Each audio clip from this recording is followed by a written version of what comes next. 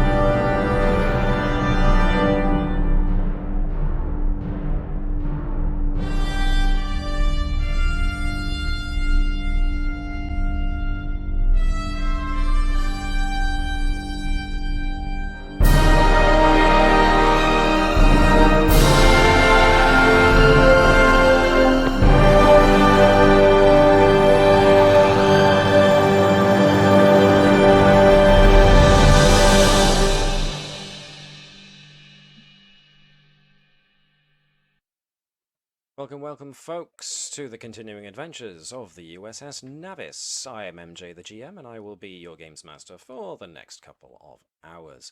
With me are the majority, if not the entirety, of the USS Navis crew. Hooray! So let's Ahoy, get ahoy. cracking. Okay. Is that Mike, is that a new ergonomics keyboard? Yes. Yes. It has the upgrade, which means that you can't see the screen if you touch it. I'm going to show you my deluxe printer warmer also. It did come with a mouse, but the keyboard ate it. Yes. Right, things are just going to go black for just a moment, folks. Give me a moment. That's every day of my life. Well, things just randomly going black. Yep. I end up somewhere new. Different That could time mean you period. have a drinking problem, let me just quickly state. Or he's Right, unlocked though, that's the fast scary travel. thing. Or is unlocked fast travel. Yeah. Yes, indeed. Okay, then, so. Yes, welcome along. Now, first thing I want to do is plug the fact that there is a Humble Bundle out by Modiphius. And it's for pretty much every major book of first edition Star Trek Adventures, because they have brought out their second edition now, so they figured they may as well throw a lot of the that sounded like something serious. They may as well throw the first edition books out on discount. So Humble Bundle, as you can see, are doing a book bundle for a good many of the Star Trek Adventures books. There are a good many that aren't there. Most of them are the adventure books, the one-shots and whatnot. but you can usually get those for free anyway off of places like Drive-Thru RPG. So if you fancy helping the cause Girls Who Code, then pop along to Humble Bundle and you can get Star Trek Adventures First Edition books, which are largely still compatible with Whoa! Wow. That wasn't me! Navis. Borg are hacking our systems. Aw. Look at that sweetie. In case you're wondering, folks, the crew are swapping cat pictures on Discord. Do you have a link to that? I can't find it in Humble Bundle. I will give it to the Discord right now. Cool. Thank you.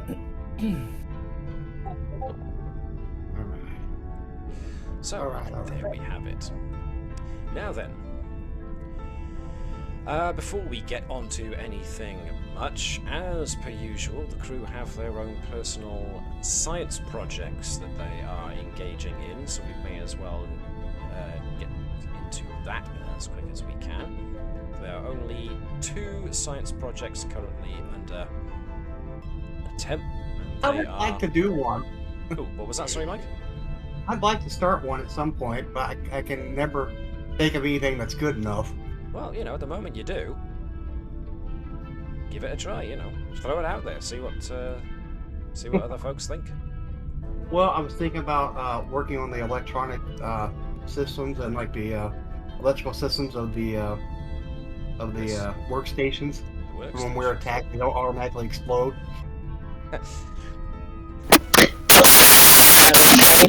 Oh, dear, Oh, Davis. damn it. In other words, Mike wants to put fuses in the control panels. Yeah. Yes. Heresy. Exploding control panels is a safety feature. It stopped exploding the whole bridge. The sparks cushion the impact. Yes. No, the sparks are It builds important. character development. When a console blows up in your face. Third-degree burns. We decided to use very high pressure, high temperature plasma instead of cables. Mm-hmm. No. Maybe we could think about If that. you don't spark, the whole bridge might explode. You're Yeah. cool. I'll be in engineering. I mean, if you really wanted to, Mike, if Ori thought it was something worth undertaking, then the Navis A is probably one of the better test beds for a, what would you call it, like an overload safety mechanism? Right. Because the Navis is an experimental fuse. ship and has quite a good bit of power output, having more than one core, so if you wanted to, you could absolutely do that kind of thing as a science I was project. also thinking about holographic workstations. Holographic workstations. Yeah. So Ah, you'd it's be turning into Discovery now. Yeah. 3D. But then I'll get credit in the future for having been that for Discovery. This is called the Ori console. Well, it is referenced in the Deep Space Nine episode when Cisco keeps getting pushed through time and Jake is the one tethering him to a particular time. Right. That at one point they do go out looking for Cisco, and I believe Bashir and Dax are in the Defiant Engineering room when they're trying to bring Ben Cisco to the present, and they do comment, since they are older at that point, that they wonder how they ever got used to non-3D interfaces. Right. So you never know. Ori might end up inventing the 3D interface that is referenced later on. Well, he took that focus in holography or whatever, so. There's that. This is starting to sound like it could be a legitimate field of study. Okay, I would like to pursue that at some point. Would you like to start now? Sure, but unless, we can do other people's stuff, though. I don't think we have anyone else. I think we've... There is. I a am doing little something. bit. Yes. There is. Let's see. There's the basically the plant-based EVA suit that Dr. Bertram is working on, which is close to completing its current investigative avenue. But there's also, as has been noted by Jan, a non-lethal version of the Ushan Tor traditional Andorian weapon. But now if we add 3D hologram interfaces...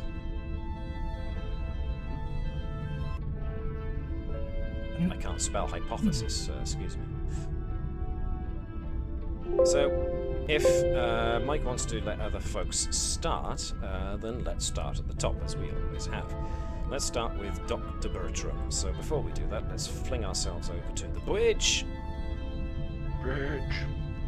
Okay. So as per usual, folks can help out with somebody's project, but if they are themselves engaged in a project, which is essentially something that's taking place between episodes, then whoever helps somebody for a project cannot help on another. And yes, due to popular demand, I replaced the image I made of Dashing Latude with the previously known Latude. So I hope you're happy. See, I'm ecstatic. I can tell the sandy-haired voice. So, let me see. So, this is Bertram's one. So, we're currently on the avenue of biotechnology. Very, very close to the end of this avenue of study. So, who do you want to assist? Who did we previously have? I believe there's Nomlop Fiesel and Jenny Eric. Normally, yes, but their focuses don't really prompt much in the way of biotech, so it would go on pure talent alone. But Webby. Jenny See, does there's a have an part- assistant, so she can re-roll. She can re-roll her d20. There's a possibility that wants to bring Jenny Eric and also bring in Gene Eric, because apparently he's been complaining about not being able to spend time with his partner. So, I mean, a three-way isn't exactly what he had in mind, but fair enough. Bertram looks blank. So, who would you like to assist? I mean, well, with do we go- Bertram's background and number of and his background of successes in all these kind of investigative things, he could very well end up doing this last section of this avenue of hypothesis himself. But up to you. Possibly, I may as well bring the team in. They've been in it from the beginning. So should we go with Jenny Eric and did we have Lewis Bravo in last time? I don't think so, but I could be wrong. Anybody who watched the stream from 2-3 weeks ago, let us know. But, you know, no reason why you can't have him now. Yep. Okay. Yep, that sounds good to me. Sean, if you could be your fellow Betazoid. And Webby, since you are constant about since you are constantly on about the relationship between Jenny and Bertram, why don't you be Jenny? What do you want from me? So, from both Jenny and Nurse Bravo, we would like to see 1 dice reason and medicine, please. Neither with focuses. There's one from Jenny. And there's a really good one from Bravo. And then we get to Bertram. And suddenly he's feeling a bit outclassed. There was never a complication. You saw nothing. You saw nothing. So that's 4 successes in total, which pushes us more than likely over the edge. I'll as it feed does. you to the Triffids. Alright, biotech has given you a lot to work with, but it isn't giving you the final result of something that could just create breathable atmosphere in a short place. The biotech and xenobiology investigations have certainly helped in showing how you can manipulate biology in order to produce something that can essentially latch onto another life form and try and create a breathable atmosphere, but there's still something missing. So, you got this far. Yep. 2 avenues down, you've still got Yep. the avenues of genetics, aerostatics, and quantum mechanics that you have yet to study. So if there's Oh one yes, the in next one I will try is genetics. Okay. So, change it to this being the current one, and that's what we'll try next time. So, very close, but certainly not the complete. So, let's boost ourselves on to Gaval Fazanan and his shock Ushantor, his electrified Ushantor.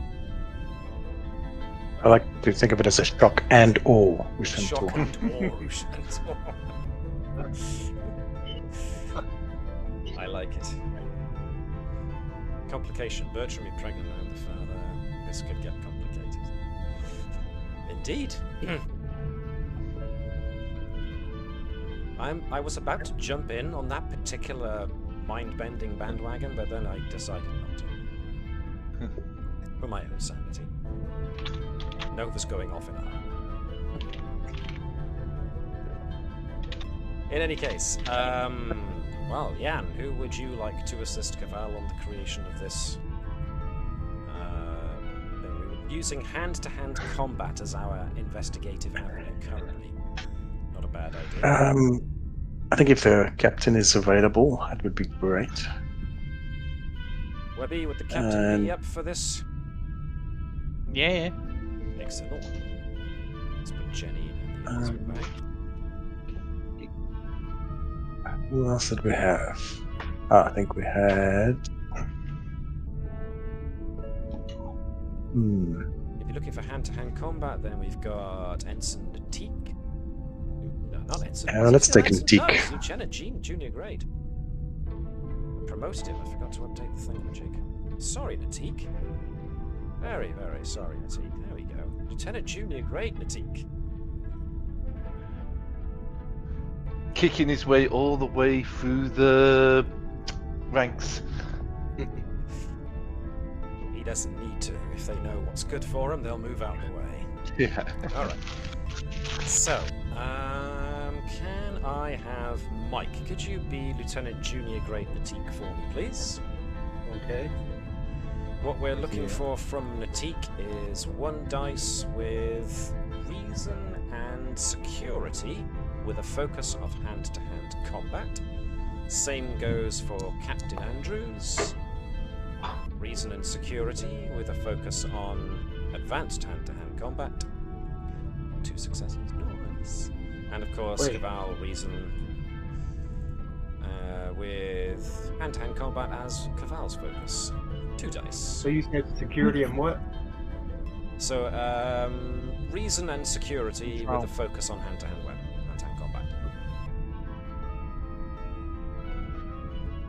1 dice, please. Yep. I had no idea what. Oh no. Oh dear. Oh. And Teak doesn't have it, but because it's Caval's project, he's having none of that. Oh well. Natik tried. But Captain Andrews got 2 successes and Commander Fazanan got 2 successes for a whopping great big 4.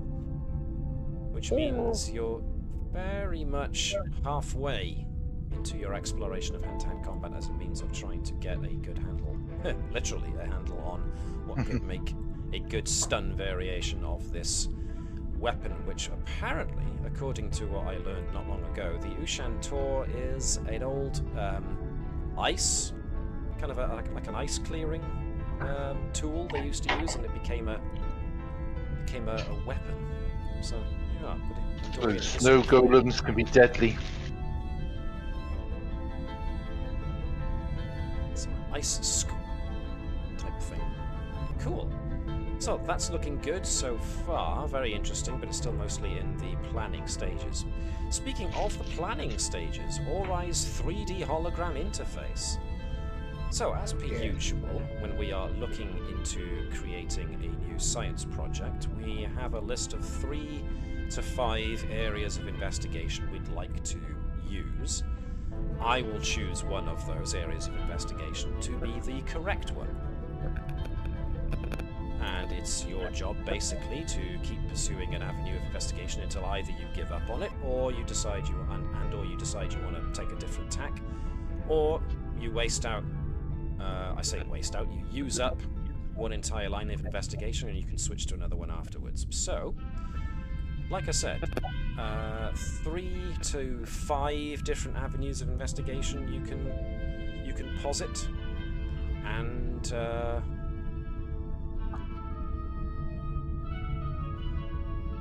yeah, I mean, you can suggest them yourself, Mike, or you can ask for help for suggesting which focuses. I thought you were going to tell me. I'm sorry. Okay. That's all right. Well, I would say probably engineering and reason.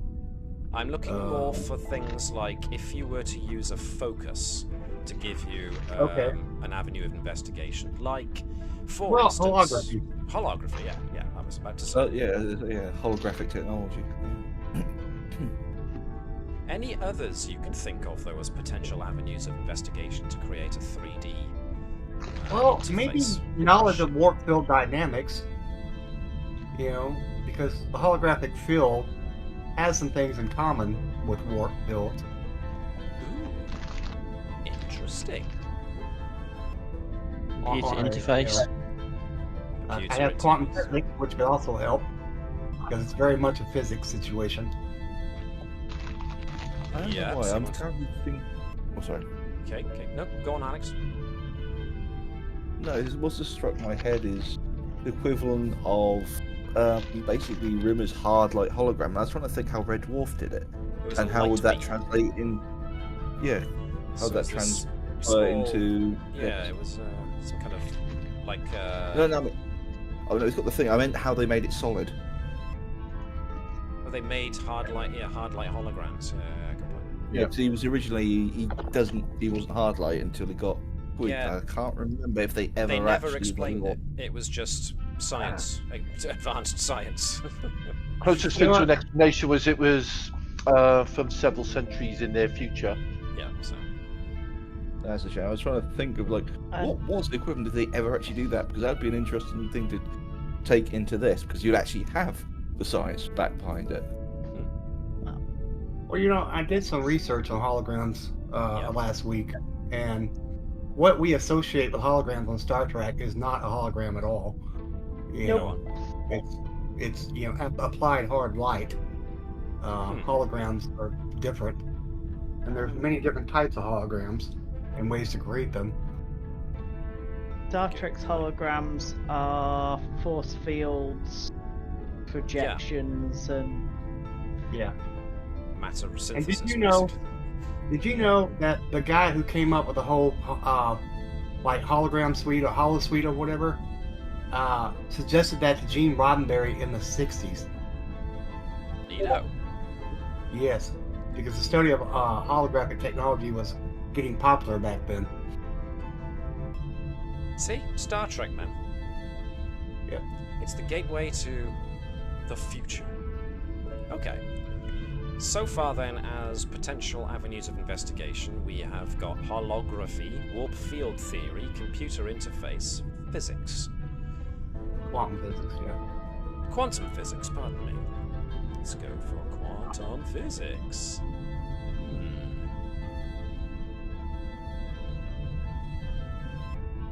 Any more that you can think of? Are you happy with that selection?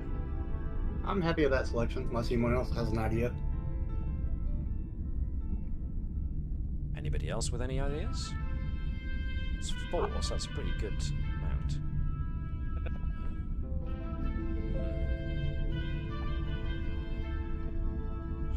Hum. You know what? I think I'll go with that one. Because what else is there?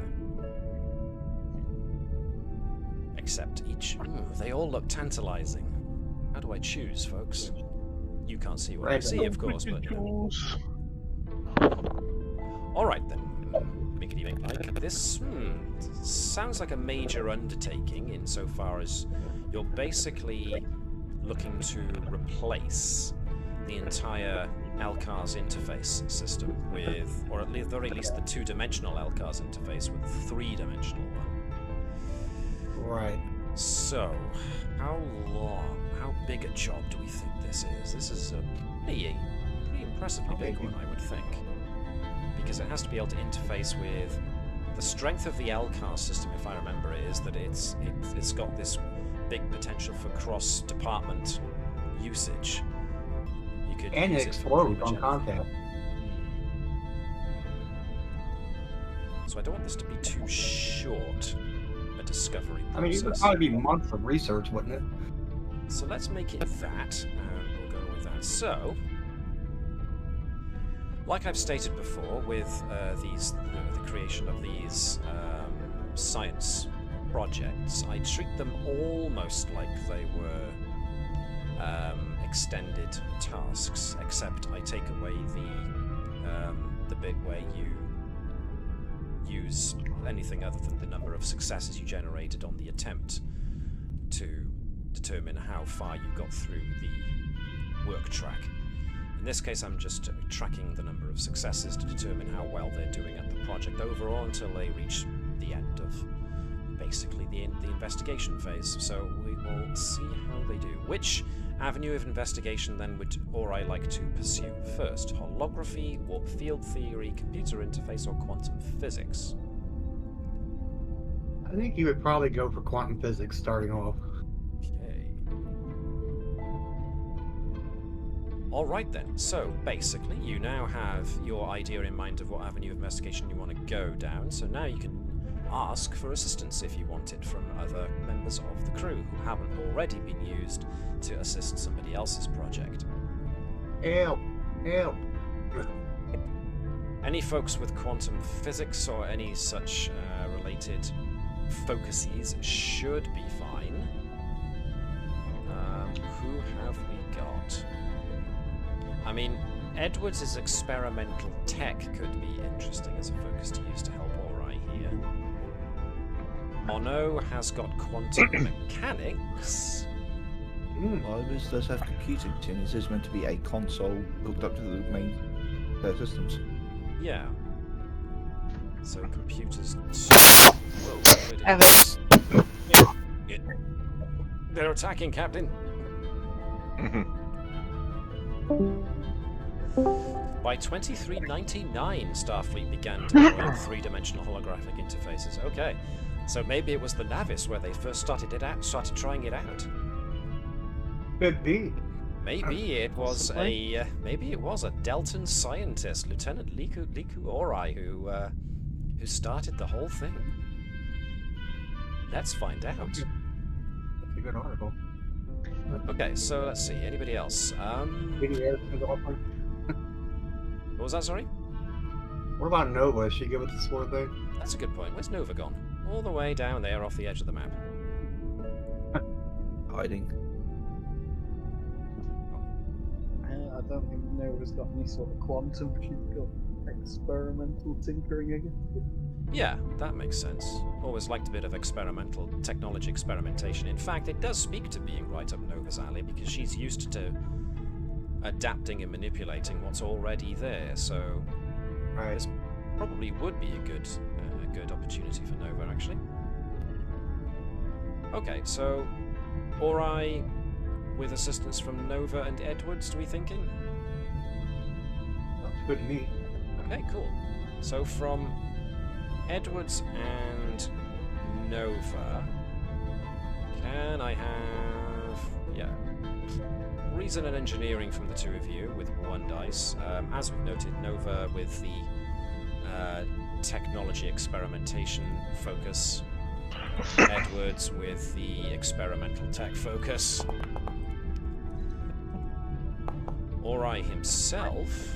ooh, there's lots of successes coming in here. Look at these rolls. Your quantum physics focus for Ori then, please, Mike. With reason and engineering?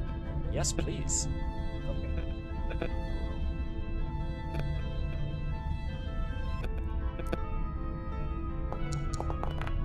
Here they come. Okay, not bad. Not bad. 4 in total with assistance. That's pretty cool. That's a good start. So that's basically the whiteboard has now been smeared with marks and mathematics as you are all kind of puzzling together what form this could take. what are the considerations to take into account, advantages, disadvantages, how long it'll take, that kind of thing. So it's definitely in the early planning stages. So we'll see how you get on at some later time. In the meantime, that's a start. Thank you. Where are my buttons going? Okay. So, They're right that's... there. Sorry, what was that? They're right in front of your face. There's only one button needed on the Navis. Claude's button. Nevertheless, that's the science done. Plot button always does exactly what you need the ship to do at any given time. The heart of the cards. I just want to see Claude with a Karibo now. Okay, so then, let's jump over to what today's episode is all about. So, I will ask our captain to once again read something out. If you please.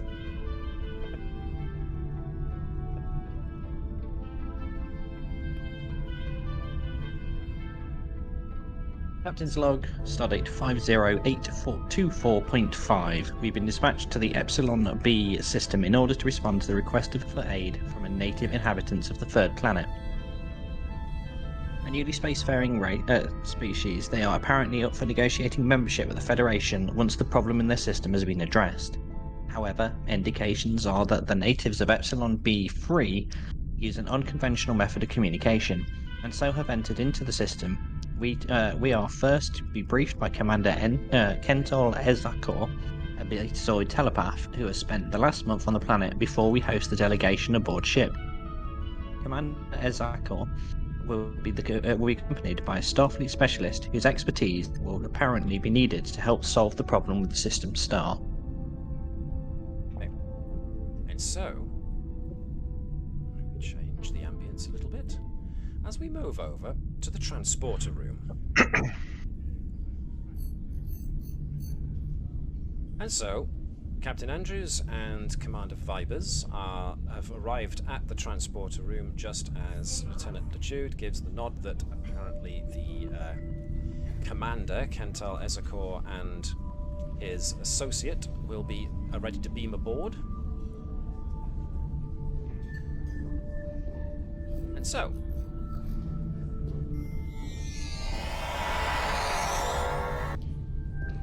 as they materialize, you see the very human-like Commander Ezakor, who steps off with a smile, and he is accompanied by a Benzite with a carry case, who steps off behind him. Commander Ezakor steps forward and shakes the captain's hand. Captain Andrews, pleased to meet you at last, and Commander Vibers, so very good to make your acquaintance. And thank you as well, Lieutenant Latude. Oh, I'm sorry. I just read your minds to get your names, and I realized that's something that I really ought to ask permission to do first. I'm very sorry, Captain. Welcome aboard, Commander. Thank you very much, Commander. I do apologize once again. I know with non-betazoids, it's a thing where you're uncomfortable with us scanning your thoughts without your permission. I'm sorry. I have just been using my telepathy almost constantly during the entire near month that I've been down with our new associates. So I've gotten used to basically doing it all the time. Oh, of course. May I introduce Lieutenant Commander Jendak? He has been sent by Starfleet Science to assist us with our particular problem. Captain, Commander. Welcome aboard, Lieutenant Commander. Welcome. Okay, so shall we head to the briefing room, gentlemen? Absolutely, absolutely. This is something that really shouldn't be kept. We really shouldn't keep them waiting too long, but there are definitely a good many things we need to brief you on before we get into with what we need to do. So, yes, by all means, lead the way, even though I realize I've already scanned your mind again and gotten the direction I need to go. I'm so sorry. I'm going going to have to try and break this habit now that I've gotten into it. Please, sir, lead on. And so, you turn around and you lead the two newcomers to the Situation Room. Just make sure that they're there where you expect them to be. Aha, yes, I need to get rid of a few folks first. So, you escort them, and you do... Put these guys off to the side a minute. Whoops.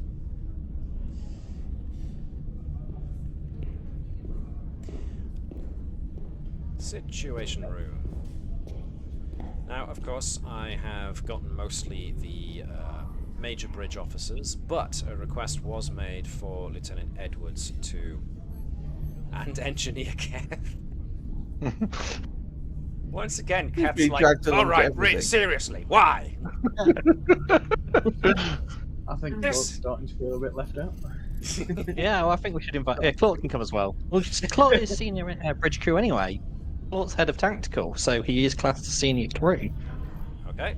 He's in the command structure.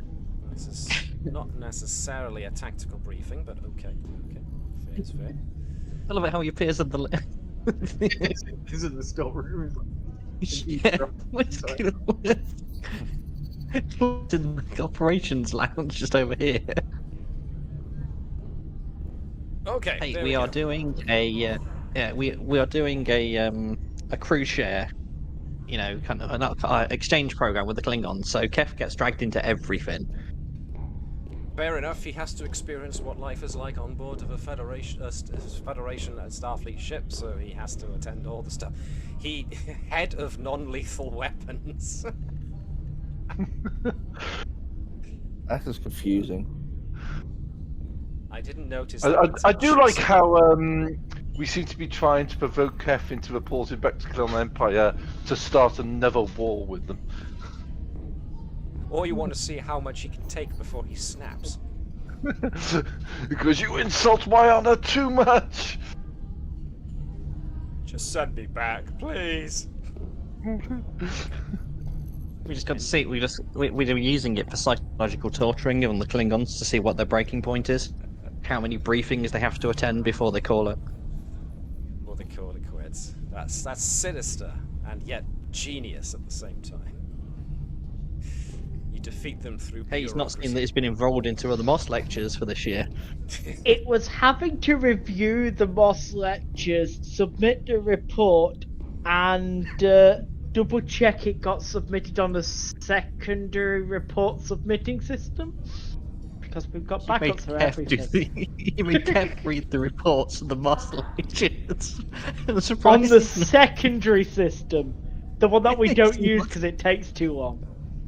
This is going to be against some sort of convention somewhere, surely. I agree. I'm surprised he hasn't spaced convention has been violated. We might miss I choose dishonour, but space. they deserved it. God damn. Okay, anyway. Everyone of note is brought into us the conference room, including Kath, who's still bewildered as to why he's there, but feels the mental intrusion instinctively starts to replay the 2013 Super Bowl events.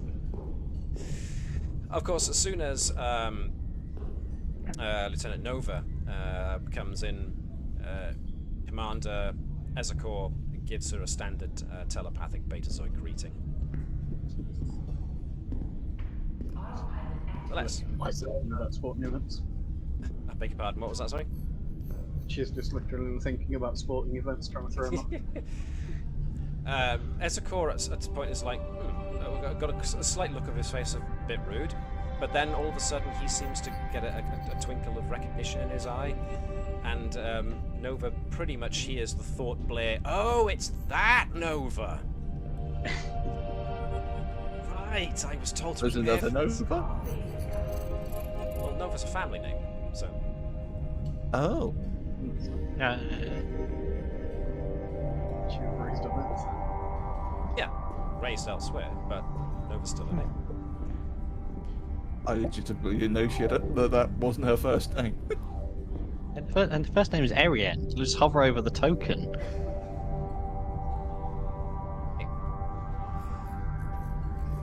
Now we got the slightly opposite way.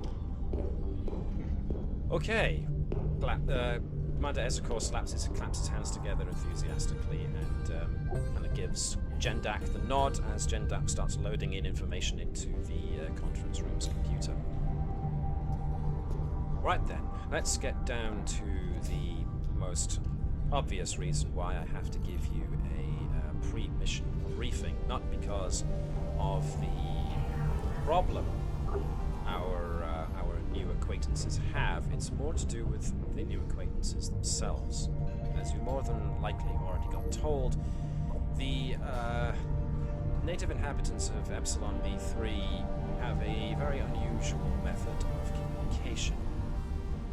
As a result of this entirely non-verbal means of communication, we at Starfleet Science have, and the Diplomatic Corps, I hasten to note, have given them the adoptive name of the Haptic. And that is how we shall be referring to them, even though that's technically not the name they give themselves, obviously, since there's no direct translation as of yet. Nevertheless, he taps in a few commands into the conference room computer, and an image of a bipedal reptilian. A bipedal reptilian humanoid type is brought up on the display screen. As you can see, these fellows have a lot in common with our Saurian counterparts of the Federation, but largely beyond their reptilian biology, that is where the similarities end. And as he talks, he kind of gestures to the screen. The main difference between our Saurian friends and the Haptic is the fact that the Haptic communicate almost entirely by touch.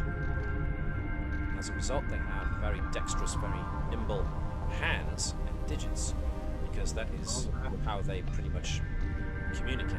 But it also goes slightly further than that. And it's fascinating in its own way. The mottles on the skin of the individual Haptic are actually pressure sensors. They are able to sense minute changes in air pressure.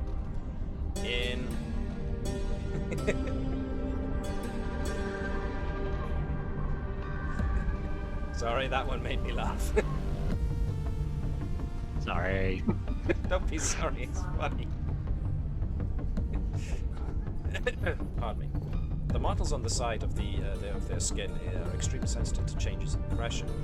We're talking an order of magnitude above something like the Andorian antenna here, where Andorian antenna have the ability to sense pressure changes, but mostly in regards to the approach of large predator beasts in environments like Andoria, where they could be otherwise masked by, visually masked by the elements.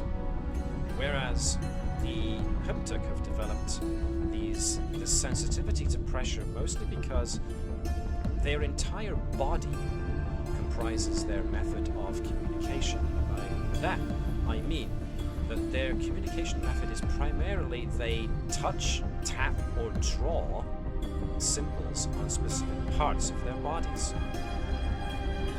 So communication is symbolic in its own way, based upon which part of their body they do actually touch, tap, or create some kind of symbol, I suppose you could call it, on.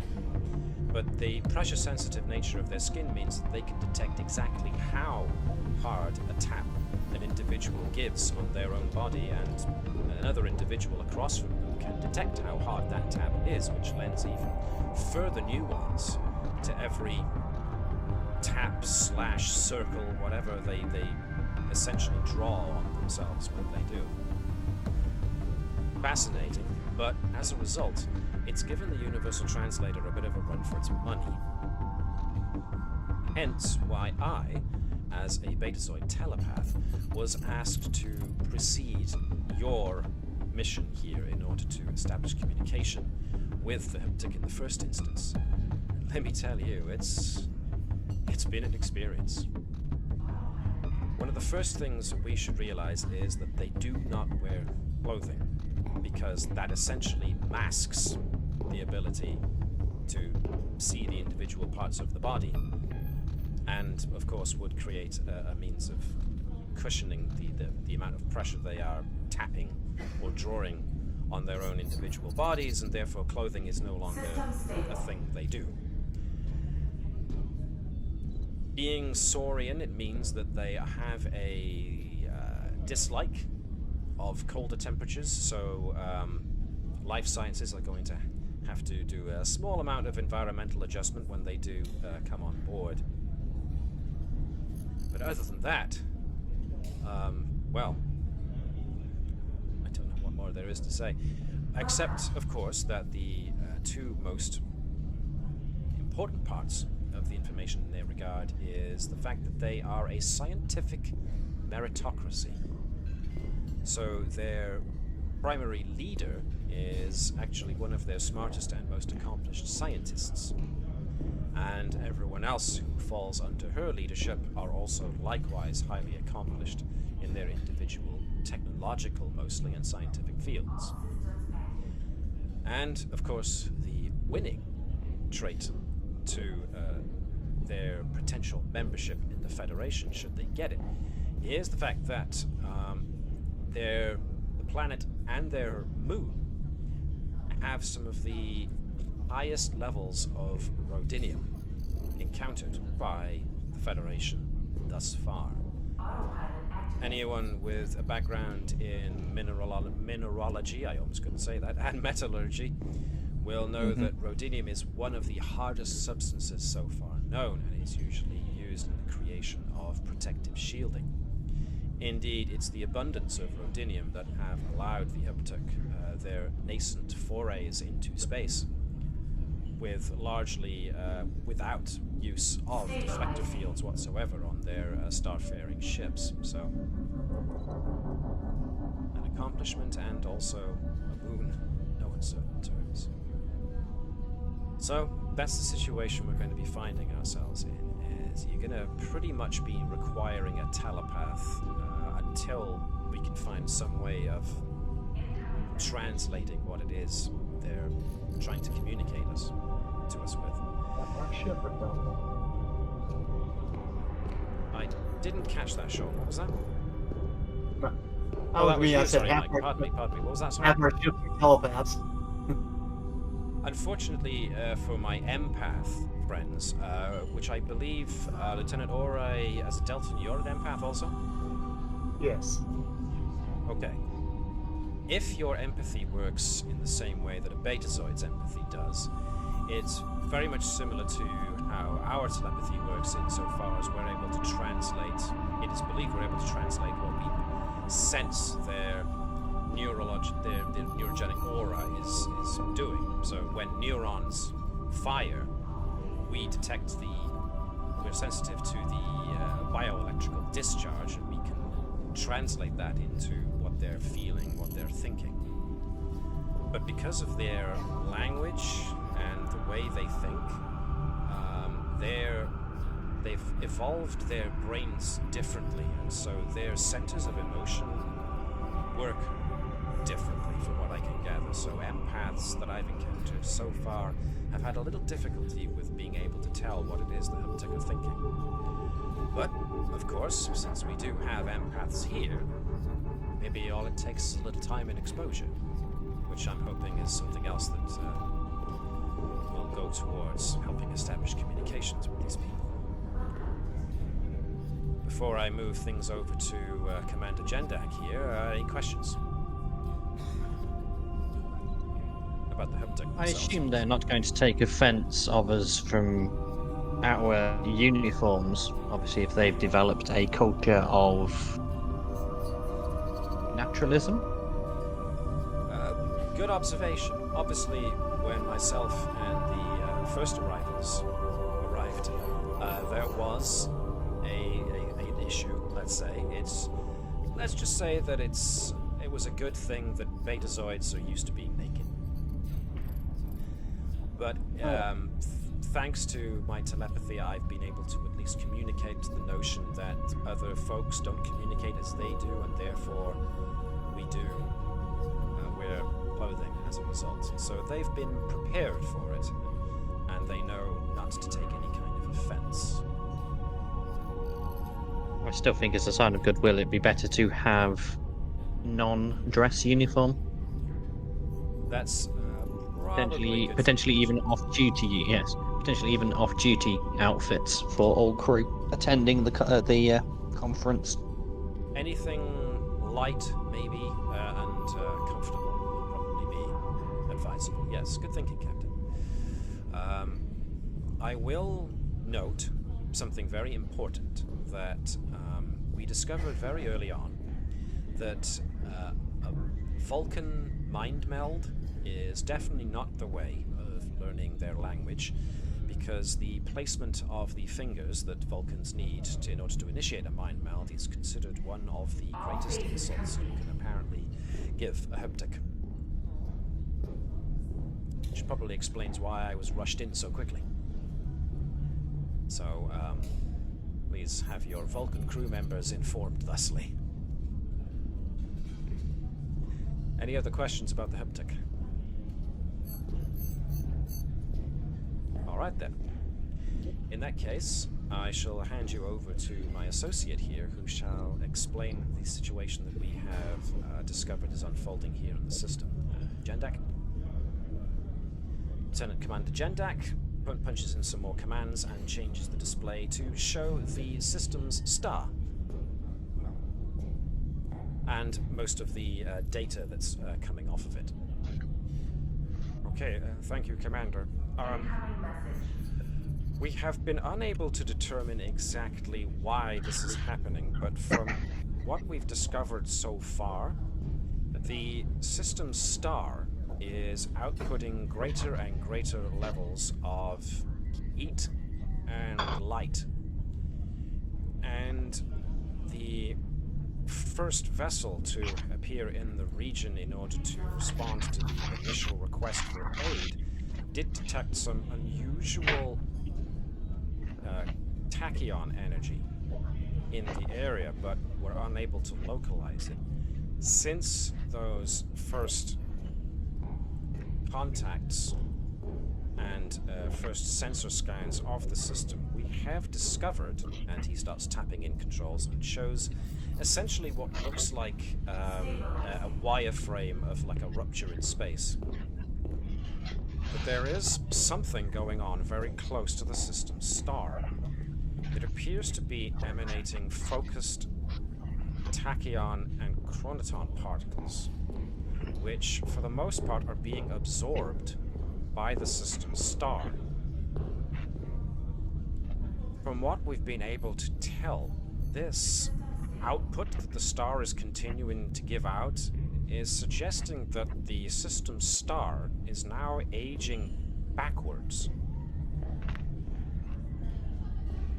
This, of course, means that it's giving off radiation and light to the same extent that it did going back to when it was newly formed. And this is, of course, not beneficial to the current life that's evolved down on Epsilon B3. In fact, it's starting to result in some ecological, I don't want to say disasters just yet, but certainly difficulties. Temperatures are rising, and the amount of radiation they're being bombarded with is starting to have detrimental effects on all life forms present. So this is why the Haptic have asked us to step in. So this will be the mission. Current status reports, as of last attempt to scan the anomaly, have just managed to have said sensor scans just come up with nothing. We believe somehow that the anomaly is just absorbing our active scans. We've only been able to get the notion of tachyons and chronotons through passive scan.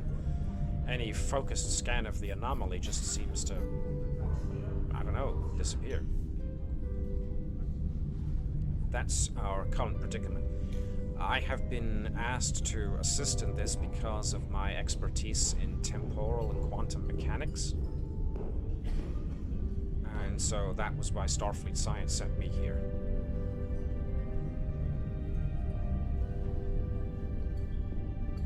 Any questions?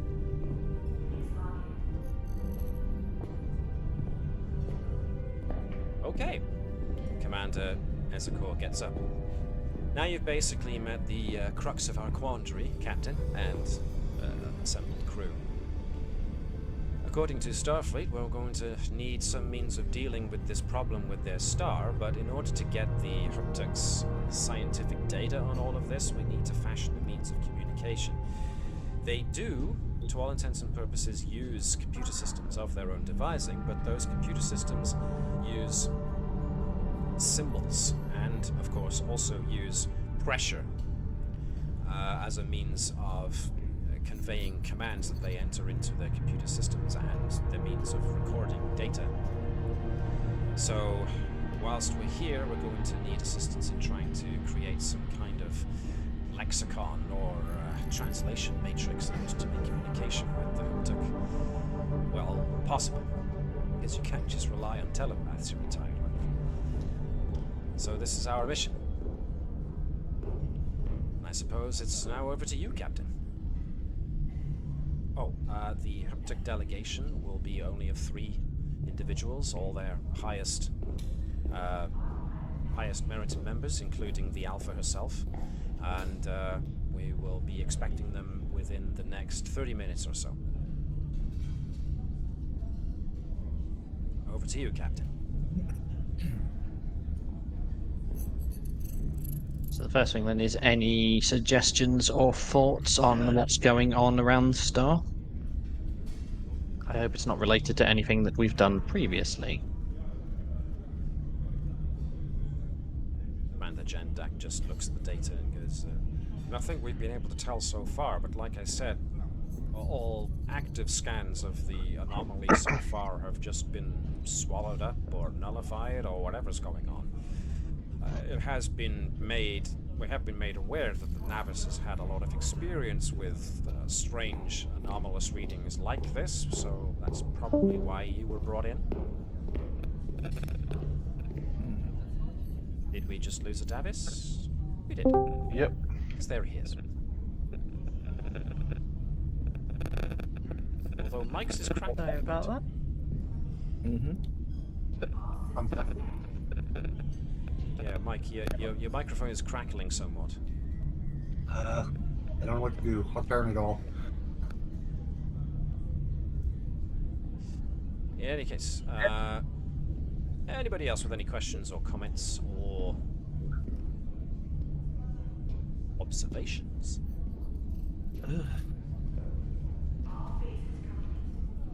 No? Okay. Then it comes down to who you want to assign to which task, Captain. I do believe Lieutenant Edwards over there has a background in xenolinguistics.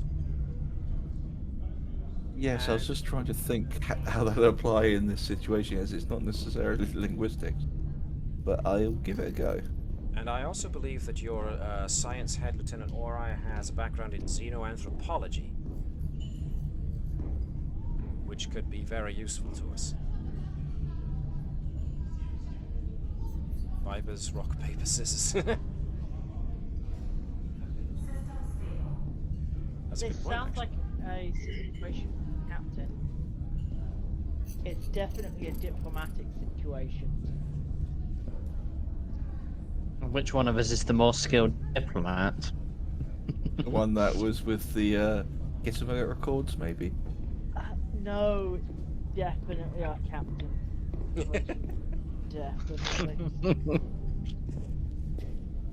But I've only got one hand, so my tactile sensors, they'll probably cause issue with them because they won't be able to get a full judge of my emotions. I'm Interesting. not answering the question about. All right. So Yeah, so let's.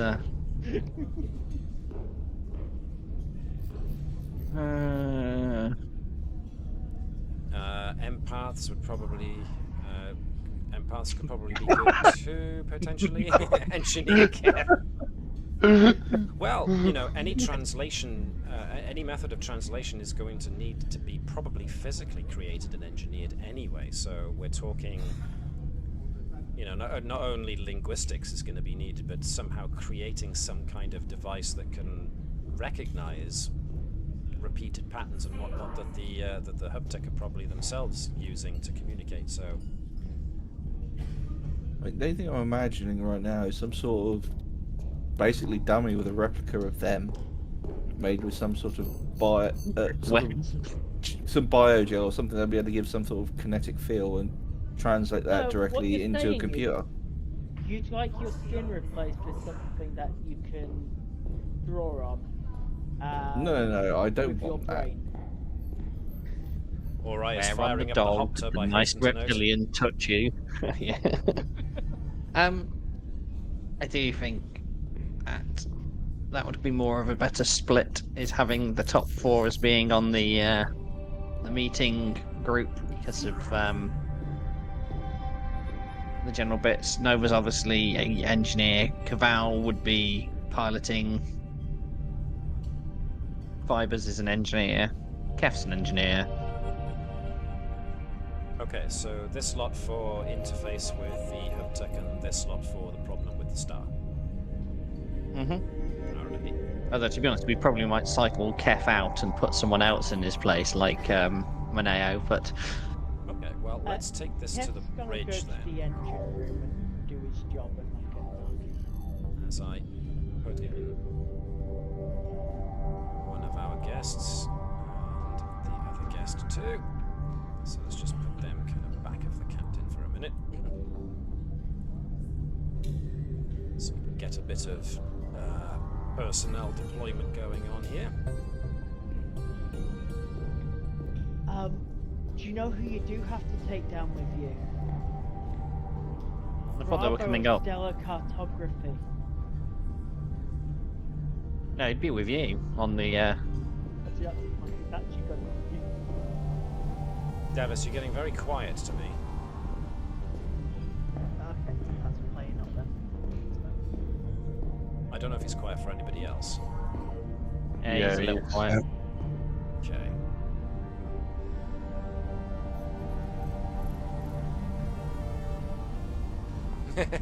Why's the tune moving? You know who's going into there, don't you? Okay, let's do Engage cloaking device. Do you know what? Actually, Cursed as a Katin may understand, because obviously cats have sense through Whiskers. Oh, okay. whiskers. Yeah. Is it Interesting thoughts?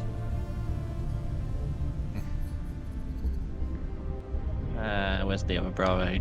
Put security Bravo on that group. Who are we missing? You're not Well, gonna Nova, take, because Nova's right down.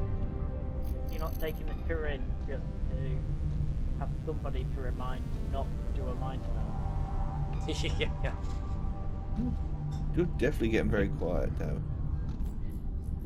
I'm tweaking.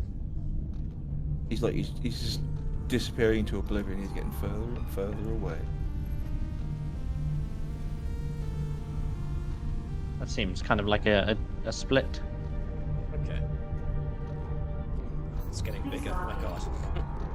No, I think this is just like, this is the right hand side is just going to be the team that's on delegation. Everyone else is still on still on the bridge carrying out the research mission.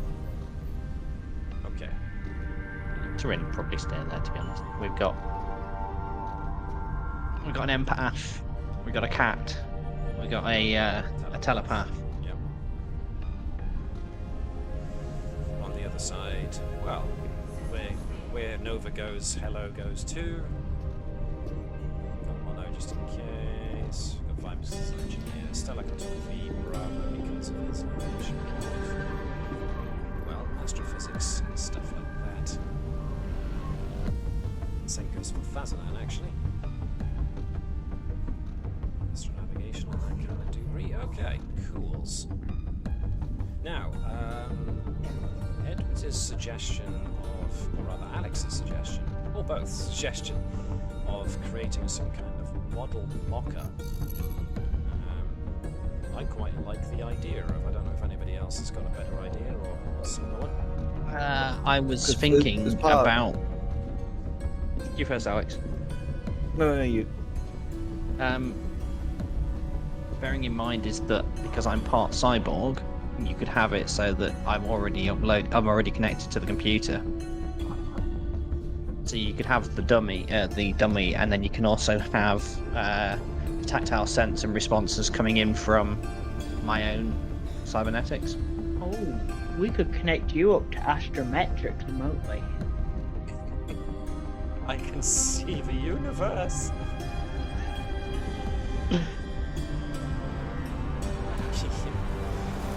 You actually might end up hypnotizing the captain that way because all she sees is starfields drifting past her. Just gets a screensaver. You get hit on the head, brain. and all you can see is stars. But yeah, I can't really see how we can't do it anyway apart from model, because you said certain symbols on certain positions of the body mean certain things, but also depending on, say, how they touch and how much pressure. So it's going to have to basically be a scale model in order to get it accurate. Okay. Or we just send you to the dock and get yourself turned into one of them. No. Would you like some skin? I mean, it's The part needs of the I think, many. some sort of biogel or something that can be used to carry like the actual signal into the computer, just to translate what it is. Because it'd have to be something said.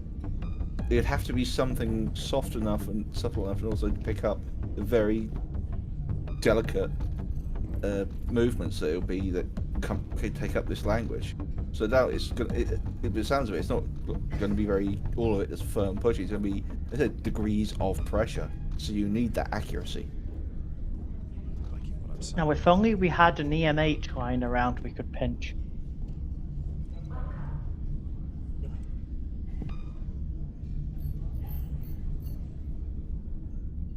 I am going to make this an extended task.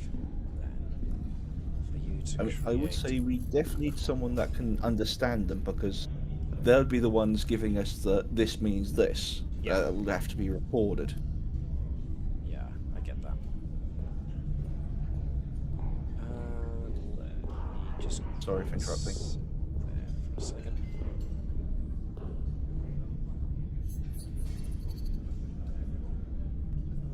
Cool. Let's go with.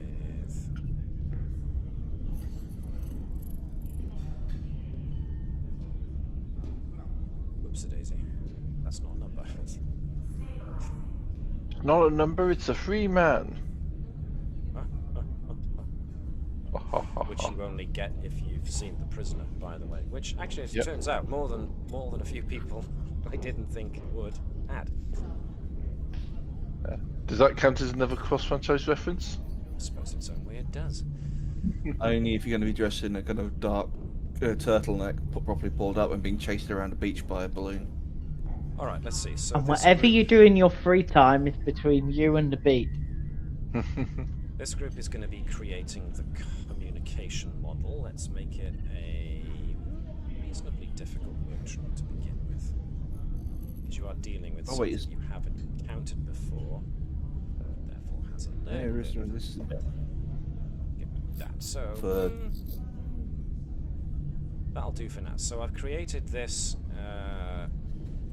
extended task to represent the work that you guys are going to be doing on this communication model. Obviously, any complications that occur and aren't dealt with are going to represent things that are probably input into the system incorrectly, and therefore could lead to some mistakes later on when it comes to communications. But as for the other group, with Vibers and Fazanan and Nova, we are looking into investigating this anomaly. So any first thoughts from this group as to the method you would like to use to go about investigating this? sensors you were told last, active sensor scans are just being swallowed up by this anomaly for whatever reason, so... Well, maybe we can send some probes, see if there's any... well, specifically checking the flight path of the probes, see if there's any sort of gravity disturbance. Right, visually. Doing a bit of visual science. I like it. Well, don't know if it's visually, but yeah. It's tracking the probe's trajectories, yeah. Worst case scenario, we can do the line up crew members to look out of windows and let's do a flyby. Physical science, let's go look at. Something else that might be interesting is firing up our drive, our Bifrost drive, to see if that's got some kind of effect. Okay. So that's interesting thoughts to start things off with. Okie dokie, right. But do we really want to use a spatial displacement drive in a region of space where the inhabitants have a heightened awareness to changes in pressure? Because if they're feeling the effects of the anomaly, and then we just suddenly turn around and rip a huge hole in space and disappear through it and come back. I think it's more because of the extra radiation and things they're being affected by. Still, using the Bifrost is probably... Let's keep that in our back pocket until we've run out of other options. Okay. In the meantime, however, a message comes through from the planet, which is relayed through Commander Ezekor, that the Haptic delegation are ready to beam aboard. So, we move back. Casual attire will have been requested for the ones on the right-hand side. Yep. Lots of lots of flowy outfits, sort of like short sleeves. It was, as Edward's brought out his civvy stuff. Yeah, pretty much. Is that a mankini for Ori? Borat mankini. Oh, dear. Isn't nice? It's a me, alright. That sounds more like Mario. It's me, alright. This is going in weird directions. Why doesn't Mike tell us what Ori wears as casual wear? Because he can't hear us at the minute. Oh, okay. Or he can't respond because he turned his mic off. That's what he said on the Discord. Is that I've messed up my ability to hear you all working on it. Okay. Let's hope he gets back to us soon then. Okay. Let's zip quickly to the transporter room, which is where we are, and yes, folks are in their casual attire, which, you know... Where did you get that? What, sorry? Have you seen the photo that Gareth just posted in the channel? Where did you find that? I image searched Mario Star Trek. We need to do a search for this right the hell now. Excuse us, folks. We'll be right back now. I'm not going to do that. Okay, so. Star Trek Mac. Commander Ezekor and Lieutenant Commander Jendak are accompanying Vibers and Andrews to the transporter room. When you get there, Chud is wearing what passes for 24th century casual wear, but he looks like he's really uncomfortable. He keeps fiddling with his attire. He's like pulling at the collar, even though the collar is nice and spacious, you know. He's just making a fuss over himself. You cannot fathom for the life of you why. Nevertheless, The captain deliberately whispers to herself, "Must enforce casual uniform Fridays going forwards." but The commander will make an exception for him. there is a little buzz of a notification. Delegation ready to transport aboard, sir. Energizing. Ingate. And So, a trio of reptilian humanoids all appear on the platform. They are quite tall, not about as tall as regular saurians, kind of a hair or two taller, but one thing that does strike you is their very, very long fingers. Not that multi-jointed, but they have very, very distinctive pads at the end of their fingers. And their bodies are segmented in a way that they have drawn almost like, not tribal markings exactly, but they seem to almost have drawn around the outline of important parts of their body. So they've drawn outlines around their pectorals, they've drawn an outline around the majority of their abdominals. They seem to have drawn an outline where you think their heart might be, and they've done other various points where they have basically drawn outlines around various sections of their body, and it goes pretty much all around their upper torso. It goes to the side as well, and their shoulders and biceps and forearms are also similarly marked. Their legs, only their thighs are marked thusly, but certainly nothing below the knee. And so the tallest steps off first, accompanied by another and another, and you notice that the two that accompany the one that stepped up first make great pains to be stood at a certain side of the individual. Captain Andrews jumps in Commander Ezekor. May I introduce the Alpha herself, throat right, hand whirl, two fingers, tap tap, literally, is her designation, but we refer to her for ease as Alpha. Her chief scientist goes by the name of forehead right, hand one, finger tap tap tap. We refer to them as Beta. Oh, tried and failed. And finally, their chief engineer, left pectoral, left hand slash whirl, or as we refer to them as Gamma. Whilst these guys are in attendance, obviously you will have to relay any dialogue through myself, and I will transmit it telepathically to them as best as I am able. You see the Alpha. Sorry, go on. Yeah. Did Commander Ezekor give us any kind of greeting motions that they use? Well, it seems like Alpha herself is waiting with eyes on Ezekor, at which point Ezekor kind of taps his heart, taps his throat, taps his forehead, and kind of gives a sweeping motion with his right hand, which Alpha herself mimics in a lot less and a lot more fluid a motion, which is then echoed by her two subordinates. Navis, I think your headset gone as well. Andrews would then do the same in return.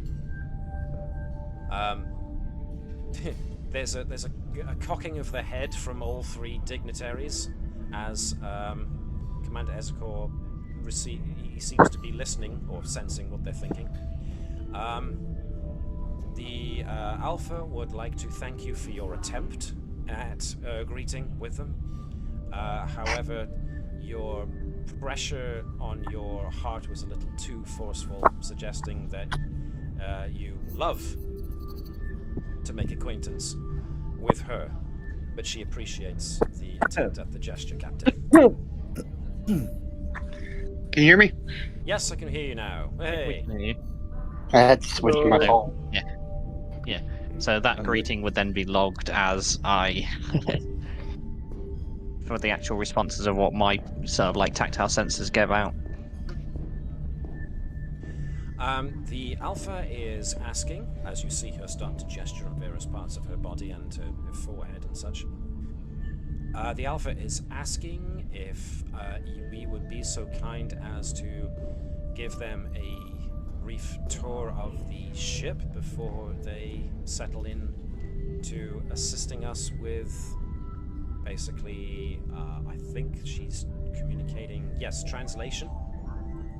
I understand translation for them is an unusual word. They haven't had to find any other means of communication, apparently, for, what is she telling me? Over 1,000 years. Wow. So, translation is, as a concept, one they haven't had to use in a while, but she is... Ooh, she's getting excited. They are all very much looking forward to seeing what Federation science could help them achieve if they do become members. So it seems like Alpha would like a brief tour before we get down to business, Captain. I see no harm in that. We won't take them to the Bifrost drive. But I think because they're more scientific based, is that much more of the hydroponics kind of labs and things like that. And engineering, so they can see what the warp core looks like. Gendek actually kind of Vegetation ops. The agricultural section. Excellent. I've been looking forward to that. I hear you have some unusual plant specimens. At which point, Nezuko just kind of leans over and just gives them the calm down kind of hand signal. Commander Jendak, you and Dr. Bertram are going to get on like a house on fire. Really? Oh, well, that's nice. I look forward to working with him. If I do get to work with him, that is. Meanwhile, elsewhere on the ship, computer, activate all security protocols around my plant and moss samples. I don't know why, I just had a sudden bad feeling. Like someone wants my stuff! I feel like someone walked over his compost heap. Someone walked over his compost heap. Okay, let me bring our dignitaries with us as well. So you do give them a tour. Don't make it too long, of course. They're fascinated, of course, by when they... Because you're on deck 4, and down 2 decks is the primary science labs. You go down even further to see the engineering area, and of course they're very excited to see that because, obviously, warp travel is very, very new to them as a concept, but it is one they've been working on. So overall, it's they're very fascinated by the fact that this is a science ship. It's a really, really big science ship, predominantly, and so they have great. Their gestures are all very excited over all the various things, especially when you do take them past the primary science labs and they see all the various science experiments that are being currently worked upon. And here's a question for you. Do you take them past the science lab where Unit Hello's 3 cores are located?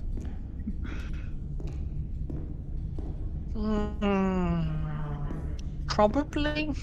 Okay.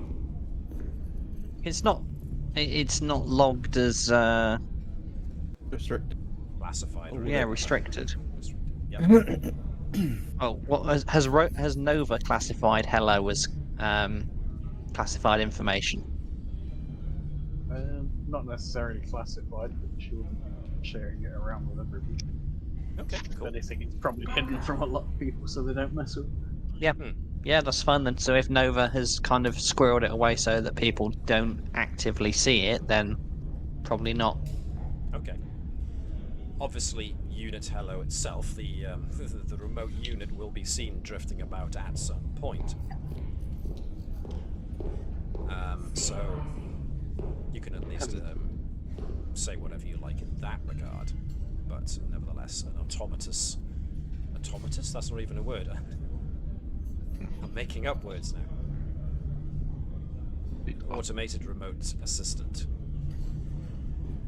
And so, yes, they, let's see, who's accompanying them? No one much, but you all get to meet the dignitaries. And Ori and Nova, you start to get why Ezekor told you that empathy, your empathic abilities don't work quite as you expect. You're getting kind of, it's almost like you're getting muted response. It's almost like you're hearing hearing someone's conversation through a wall. It's almost muffled. So you definitely can tell that there are emotions there. It's just that it's almost like there's kind of like a clarity issue going on. So maybe it's just a case of familiarity. As you get more familiar with them, you will get clearer signals. Maybe as you learn how they emotionally react to things. It's unsure. But when they do get excited, and either Nova or I are present, there's a very definite big flash of excitement, and it seems to be very much generated by genuine scientific curiosity. So you don't get the general impression that these folks are being duplicitous. They seem to be open enough and very, very expressive. And so the scientific interest in what's going on appears to be very genuine. But, of course, the fact that they need a translator with them at all times within Kentel Ezekor, or indeed any of the telepaths that you've got available to you, means that there is that delay of communication.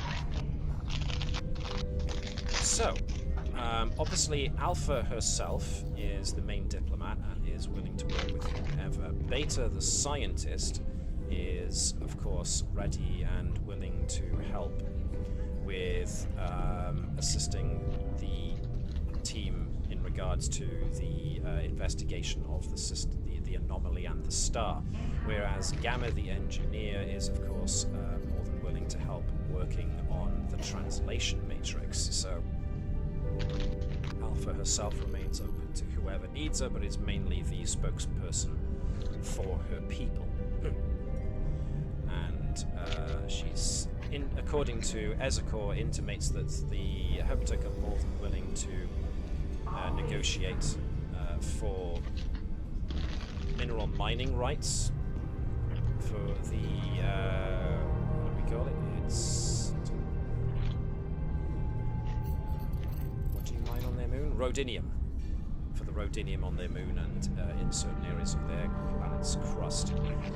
But they very much wanted to see your merits first. So this is basically your solving of this crisis will go a long way to convincing the Haptic whether or not the Federation are scientists like themselves, and how you comport yourselves will help them decide whether or not they do actually want to join. So, in that regard, we were going to start the investigation into the star at least, with a probe. So, go on, sorry. No, I'm saying probe. Probe, yeah, okay. So, that's a good point, actually. I've just brought to my own mind. And Commander Ezekor is going to be sticking to Alpha primarily, so you are going to want a telepath in each group. Luckily, you've got one. So, Bravo of Stellar Cartography, and of course, Chief Engineer Bravo himself can be willing translators for the individual Haptic delegate. Bravo of Security, of course, likewise. Or are you bringing Nurse Bravo in to be the translator? Just have Nurse Bravo. Yeah, just have Nurse Bravo there as a backup. But Security Bravo and alright with the empathy. So an empath on each team, 2 telepaths on each team. Good, yeah, nice going. I like that. All right. So let's start things off with sending the probe. So, usually it's the science guys who are interested in that kind of business. So let's go with Mike. We're probably going to want Lieutenant Mono to configure a probe. Okay. To send it off in the direction of the anomaly. So from that, we're just going to want a control and science check with sensor operation as a focus for Lieutenant Mono, please, if you could.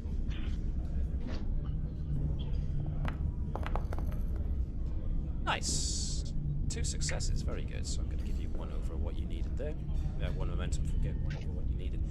Alright, so as per Commander Thazanan's recommendation, you basically fire off a probe, outfit it as best you can as a standard probe, fire it off towards where sensors indicate the anomaly should be, but maintaining visual contact and a lock on the telemetry that the probe is sending back at all times.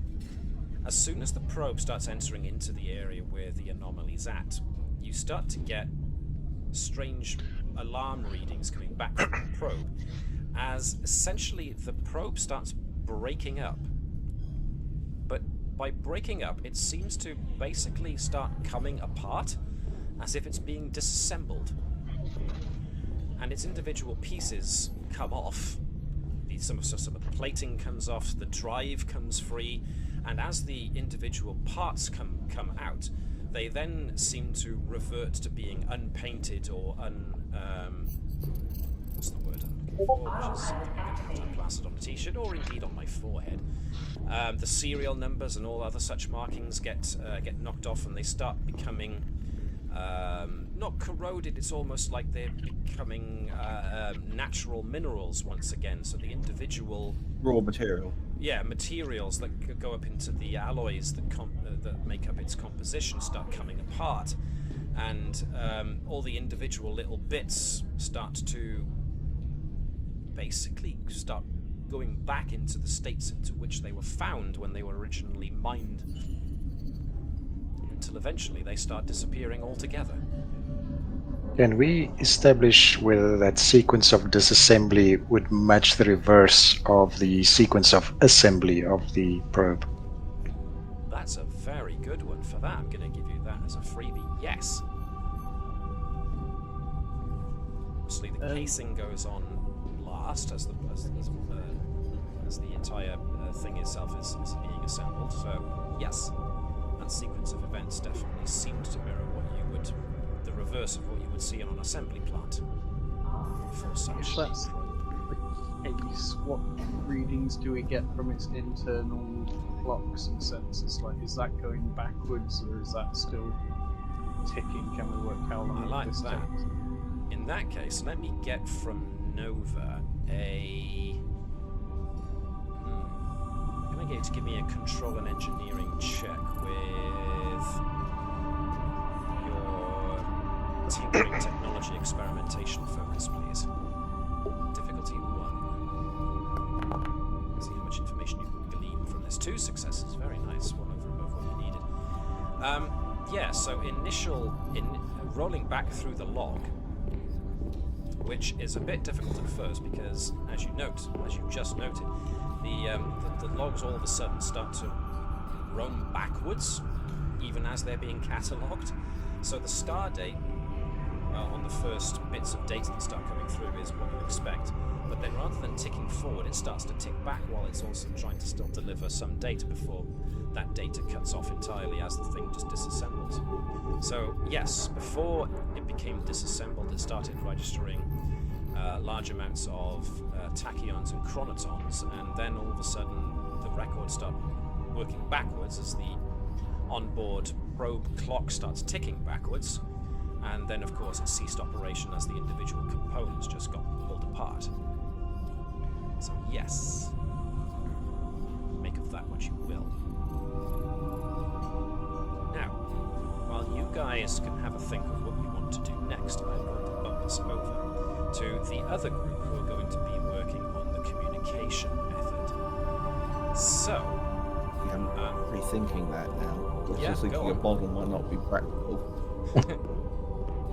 yes, you. Because I was thinking originally, like you. Go on, sorry. No, continue. Well, no, Oh, that was, I right. was That's responding what to you what Sean put. So yeah. Any thoughts now Because- on how you want to proceed then? I mean, I can see making the equivalent of pads for the said areas that they touch and things that would be able to translate into something that we can read, but putting that back is the tricky thing. So basically, the only way I can see it would be something that would be a one-way communication from them to us, and it'd be sort of us just having to learn their sign equivalent of sign language, because I can't see how we could something that would come through to them as touch, when part of it is, as demonstrated, like by the sweeping gesture at the end of the greeting, is a like sight gesture rather than just touching and location and pressure. So I'm not too sure how we could get around that, unless anyone else has got any ideas. Because I know I've been talking a lot on this. Oh, that's fine. But does anybody else on this team have any thoughts on what you could, any extra thing you could do?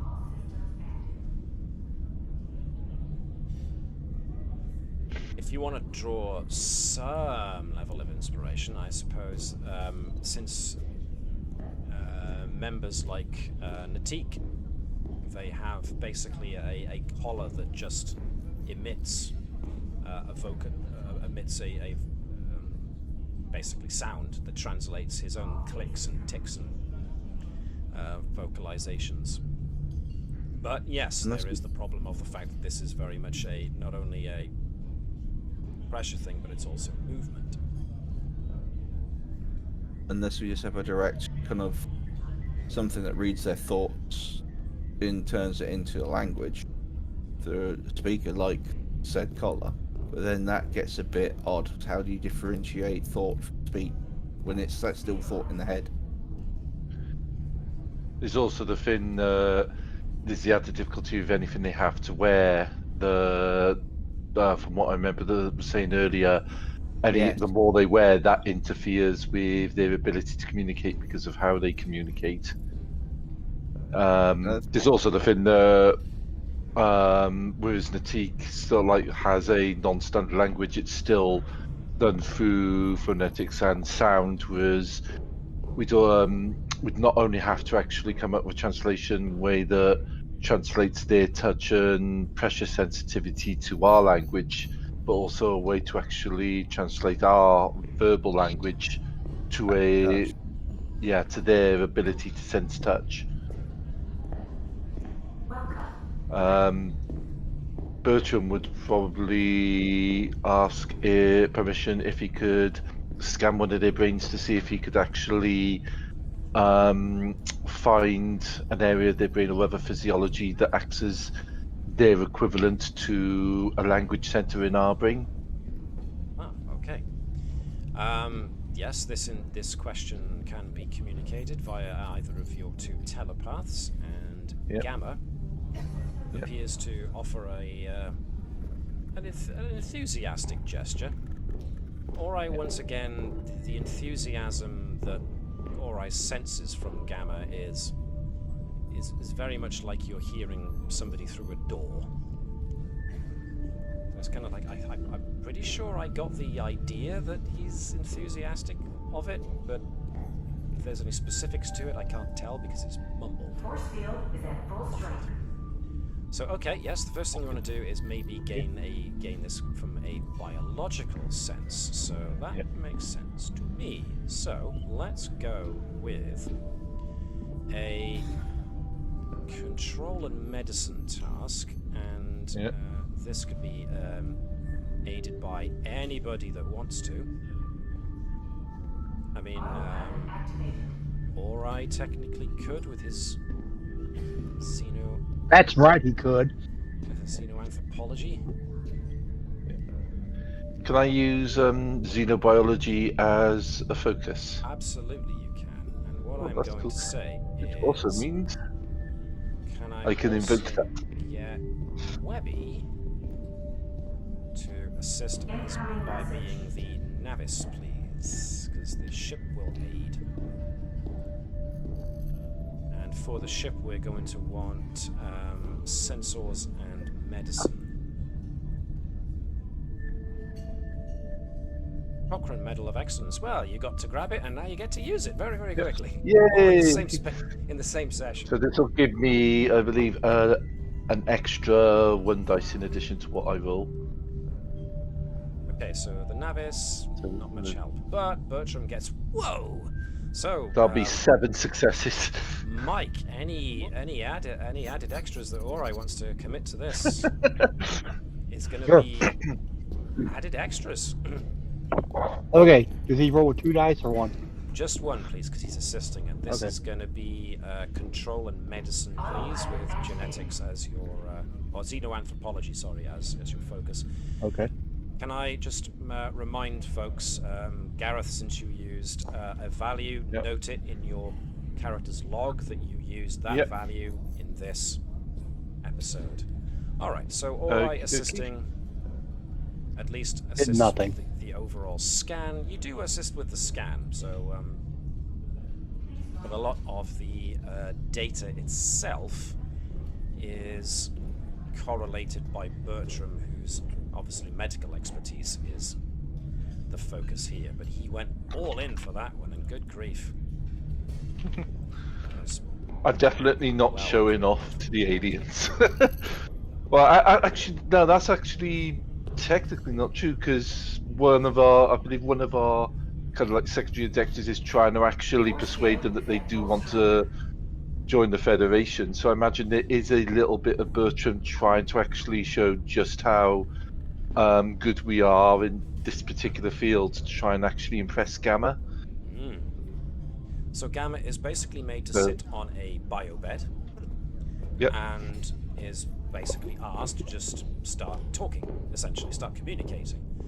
And so Gamma just starts rattling off one or two things, which let's go with Commander Bravo, who is being the telepathic translator at this point, is just going, wow, he's rattling off a load of scientific principles at me, and even with telepathy I'm having trouble keeping up.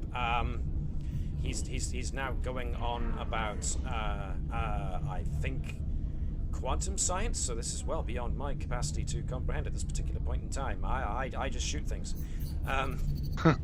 Is he enthusiastic for this stuff? A lot of very interesting principles, I think. Stuff I haven't really looked at since I was last in warp field theory class. He's just there blinking as these gestures are coming at him thick and fast, and it is giving you a chuck lot of data. So I am going to say for that you have given me the ability to... Dr. Bertram, if you could roll 7 challenge dice for me, please, to see how far along we get this. Is this perform challenge? This is perform challenge, please, yes. It's a 7. Do you still got the in the nick of time as it's part of a... Alright then. Oh no, this is part of the... Is it considered engineering or science? This extended This is task? medicine for the moment. Okay, never mind. So 4 with Ignore 3 it. effects. You got over the difficulty already. The resistance is 2, so it's actually... Just so can I also use intense secure... You may ignore 2 resistance, so that goes away.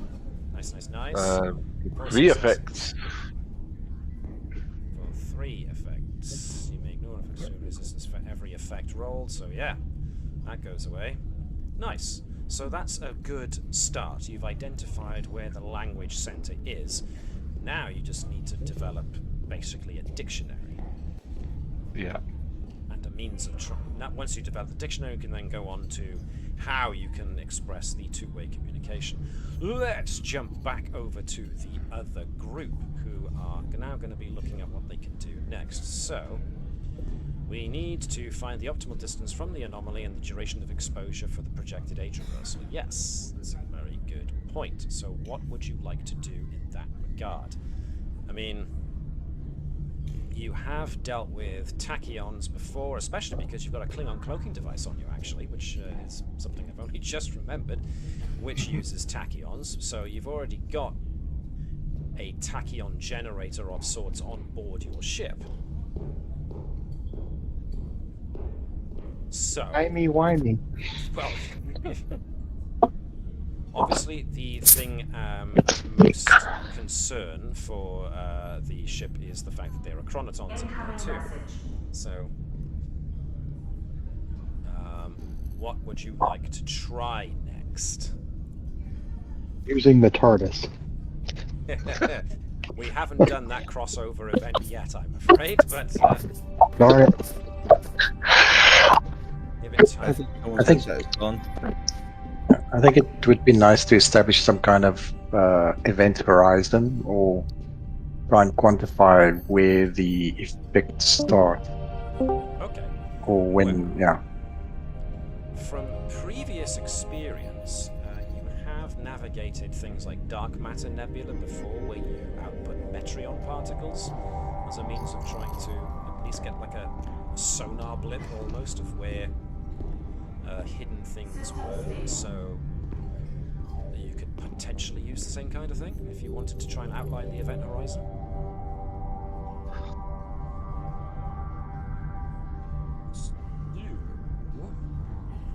So what you're saying is we need to bounce the graviton particle beam off the main deflector dish. Or you want to project metreon particles from your main deflector dish, so... Making stuff up that way. Wow. If that's how you gotta do it. So, I don't know, warp field dynamics could be a good one, astrophysics could be a good one, stellar phenomena or astrological phenomena could be a good one, anything to do with subspace, I suppose, would be good focuses too, so if anybody has anything in those kind of wibbly-wobbly, sciencey-wiency type of areas could also contribute. I am going to give this team, though, the added benefit of the fact that Lieutenant Commander Jendak has focuses in temporal and quantum mechanics, and therefore he even has a talent for temporal mechanic. So he affords you essentially an advantage on anything to do with tachyons and chronotons and timey-wimey stuff. So anything you want to do in that regard, as long as you use Commander Jendak, you will have an automatic advantage in. So, I don't know. I mean, you're going to need some engineering tinkering because you're going to need to alter the deflector dish to emit metreons. So, basically, anybody who wants to go on, sorry. I'm laughing. Sorry. Oh, that's okay. The USS may get up. Yes. You did set me off with a point to just drop my lines in, so. Yes. So, if nobody's volunteering... Yeah, let's go tweak a deflector dish. So... Sounds great. Basically one guy and up to 3 helpers, so whoever you want to use. Like I said, I could lead? You could, yep. Anyone you want to lead. I would suggest unless anyone's got a focus that'll actually apply. Any of the astrological phenomena focuses, or stuff to do with weird, wonky science to do with tracking faster-than-light particles, that kind of thing could do. Quantum physics? Quantum physics, for instance. But it's going to be of these guys on this side of things. Not those individuals that I've just highlighted there, but this line of folks. So, Mono would be your... Daring and engineering to assist? Sure, yeah, daring and engineering to assist. You want to be the one that tinkers with the deflector dish. I did not delete that from my place, because I was supposed to do that as 1 dice. Just 1 dice, okay. I'm not leading this one. Okay, so how about we have Mono lead this then with... yeah. Daring and... Not daring. Reason and science. With his... I don't know, subspace mechanics, astrological phenomena, quantum mechanics, they all seem to work fine for this. Yep. So if you give me two dice then on that, please, Mike. Does Nova want to assist with tinkering with the deflect dish? Or Stevens? Stevens? Or both? We got enough for 2 more, so yeah. Or Bravo? Cartography. Oh, hello. Nova with 2 successes. Critical success, even. Blimey. Anyone else joining in, or is that enough? Any foci for Stevens? Let's think. Mission system is dark matter specialization. I forgot about that. Warp field dynamics might work, I think. Oof. Okay. But nevertheless, Nova definitely very good, as we expect, to tinkering with the deflector dish. And Viber's likewise from his engineering background, setting up the Metreon emitter. Mono, of course, gets to target it, and targets it right good. Now, because you've got that many extra momentum as well that can't go into the pool, you do manage to create a means by which you can illuminate the event horizon. It's pretty much like a swirling hole, except rather than swirling inwards, it's kind of swirling outwards, and it seems to be spitting a lot of particles that you've illuminated through the Metreon emitter. And they all seem to be pretty much being pulled towards the system's star.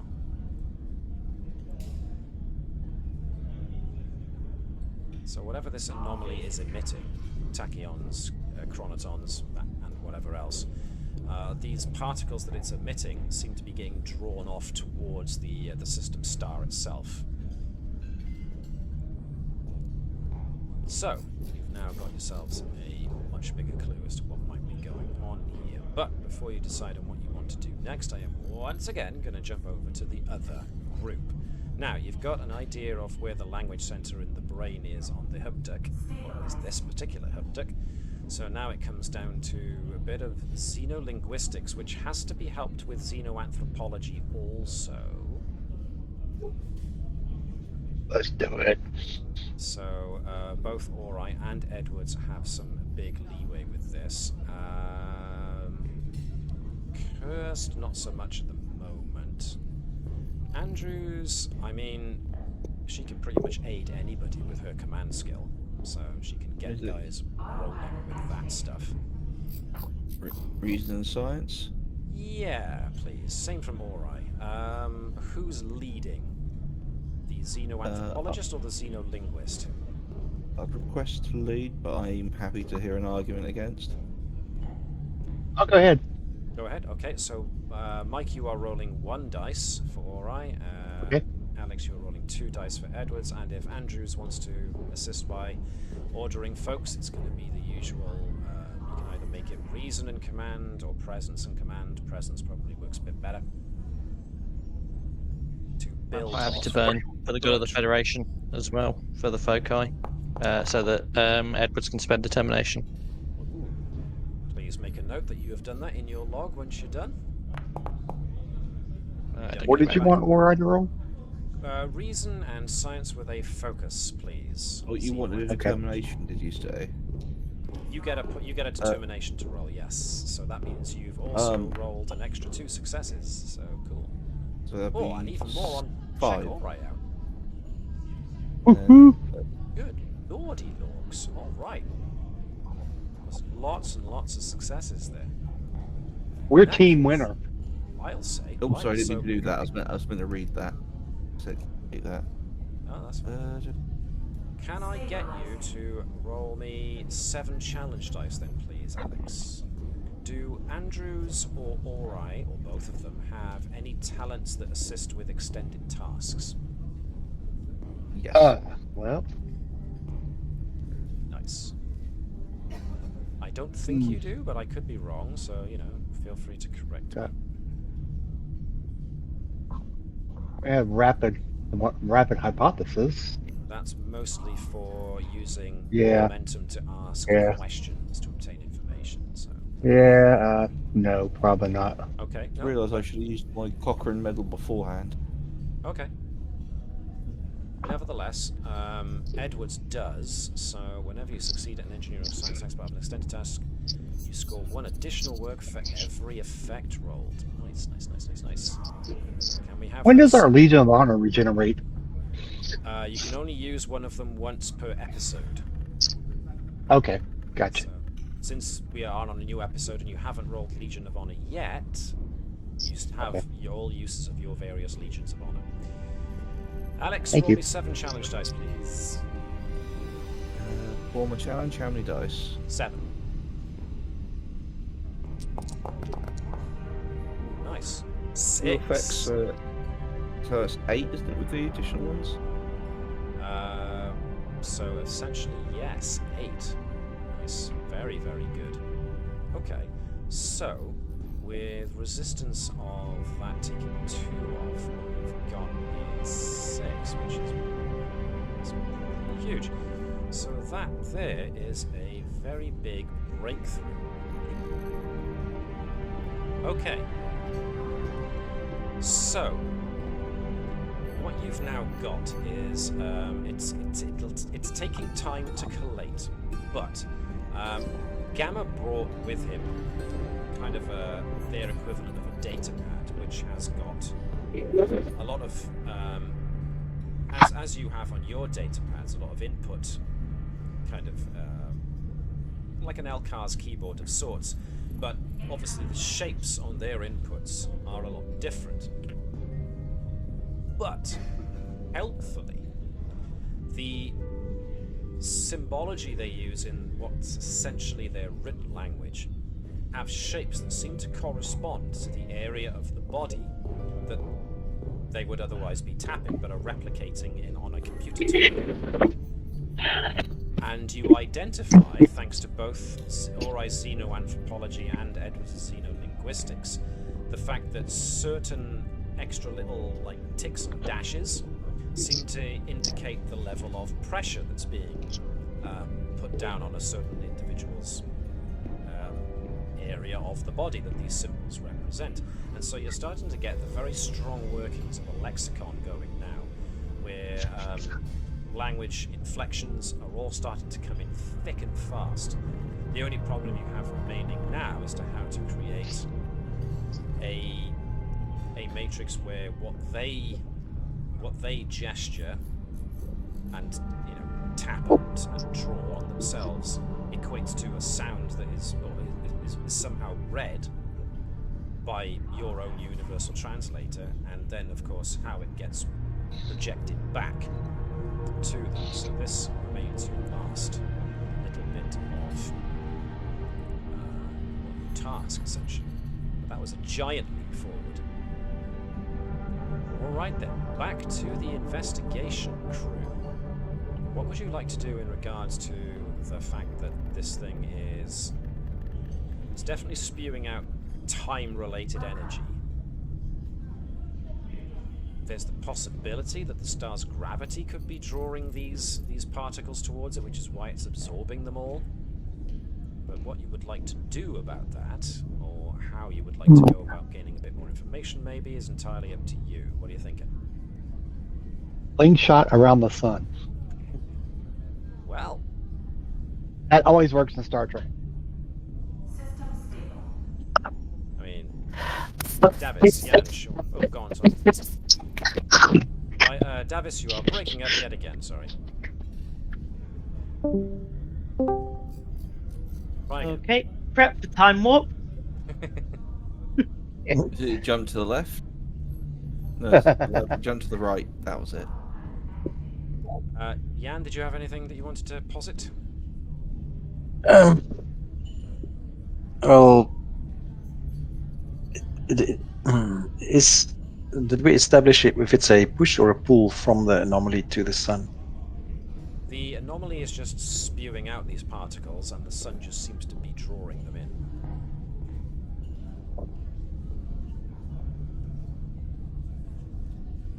How big is the anomaly? The anomaly is basically... its aperture is about the size of a shuttlecraft, if you kind of imagine it that way.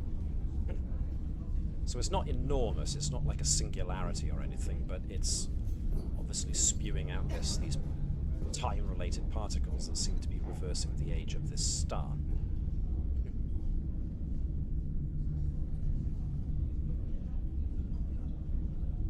Can we somehow use or modify our cloaking field to at least temporarily shield this emission? rest of you? Sound like a good idea? Sounds fine to me.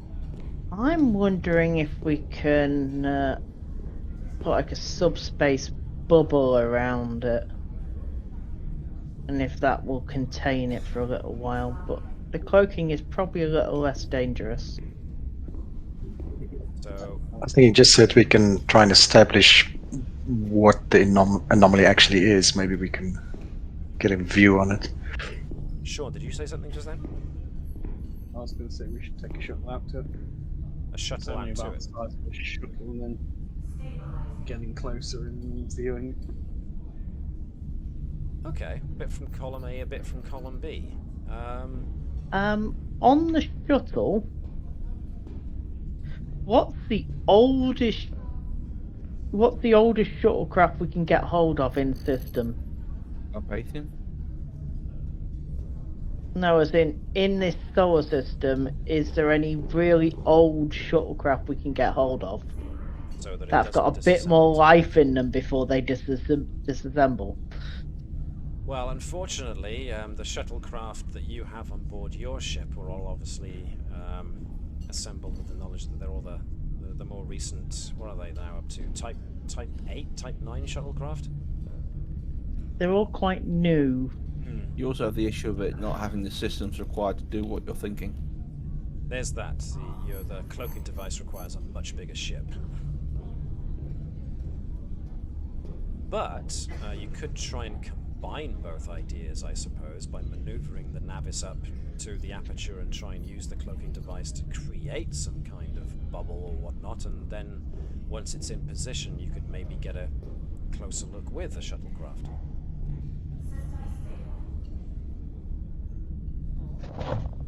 How about that?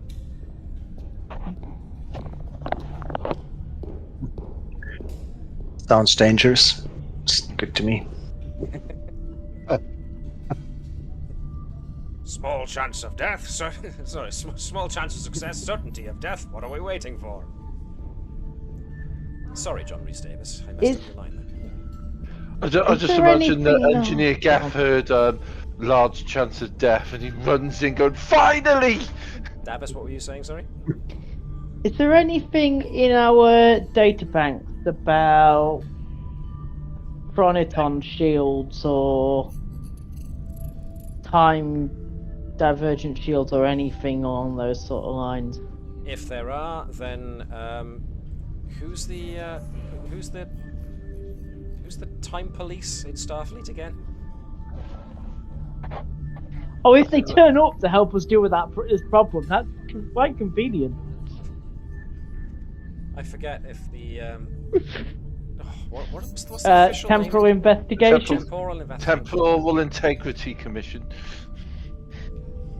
So if the TIC guys turn up in one of their time ships to help out, it'd be useful. But unfortunately, you don't have that. I was actually going to suggest maybe Engineer Keth assists with this if you're using the cloaking device, because obviously familiarity and whatnot. So sounds like an idea. So let's go with, I mean, Thazanan can probably use control and con to maneuver the Navis close enough. Somebody like Keth with us could assist Vibers maybe or maybe even Nova in modifying the cloaking device to basically create a tachyon plug, and Nova could maybe then pilot out a shuttle to get some readings up close. If that sounds agreeable. Yep. So these sound more like a load of linear tasks. One happens and then another happens and another happens. So can I get control and con from Thazanan, please? Let's not bother with the ship helping. We all know how fabulous he is at doing this. I'm only going to make this. Someday it's gonna bite me. I'm only going to make this difficulty 2, I think, just from the fact that you're trying to creep next to a temporal anomaly.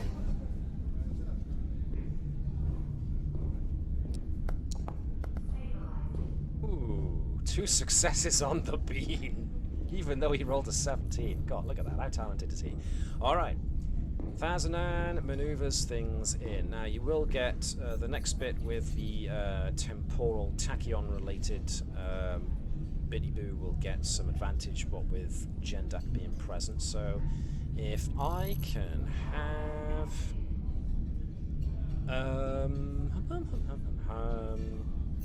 Webby, do you mind being Keth for me, please?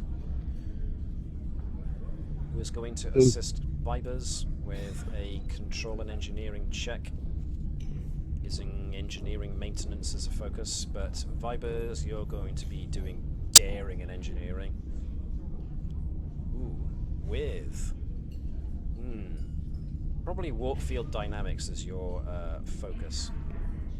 Now, it was going to be difficulty 3 to create this tachyon envelope, but because you've got Gendak, it's gone down to 2.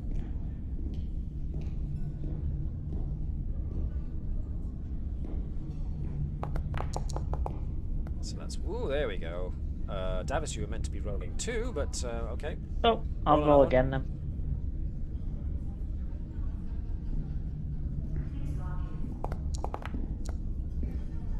Three successes in total. And can I get somebody to be engineer Keth, please? Who hasn't rolled in a bit? I mean, Sean's going to be rolling next anyway as Nova. Gareth? So... alright then, Gareth, do you fancy being Keth? Yep. Thank you. Do you want me to roll again? Was it daring engineering? Control and engineering, because he's modifying... Okay. Modifying the cloaking device. Okay. Does he get any? Do any of these focuses count? Engineering maintenance is the closest, but yeah, I was going to say maintenance is the closest, since he's essentially turning on the cloaking device. It's Vibers that's tuning it in order to create that bubble. Well done, 2 successes. Good lord, are you guys impressing the Haptic today? Clearly, his new role of head of non-lethal weapons has really inspired him. All right, Sean. Since Unit Hello has got a 1 point better con than Nova, do you want maybe Hello to be the pilot and Nova to do the science part of it? Yeah, I guess so. Or do you want to just basically aid each other, kind of thing? I'm sure that makes more sense. Yeah. So, Hello could aid Nova by giving a control and con check, and Nova could give me then a control and science check by using sensors to get up close to the aperture to get a bit more of a look at what's going on. So I'm going to need someone else to be Unit Hello. So for that, I am going to suggest... Who hasn't been Unit Hello yet? Alex, you fancy being Unit Hello for a moment? Okay. Did you say that was a reason for science? No, for Hello, we're going to be doing control and con as Unit Hello pilots the shuttlecraft. Ew. I feel like Nova would definitely go more towards daring, because she's not exactly going to be holding back. Yeah, I can agree with that. So she probably will get dangerously close. Yeah. So, I was it this rolling one, did you say, or is he leading? He is rolling 1 assist dice, yes. So I thought, I want to make sure. Thank you. So, Sean, if you can give me Nova. It ain't all about buttons and charts. Remember to make a note of that in your log when you have completed this.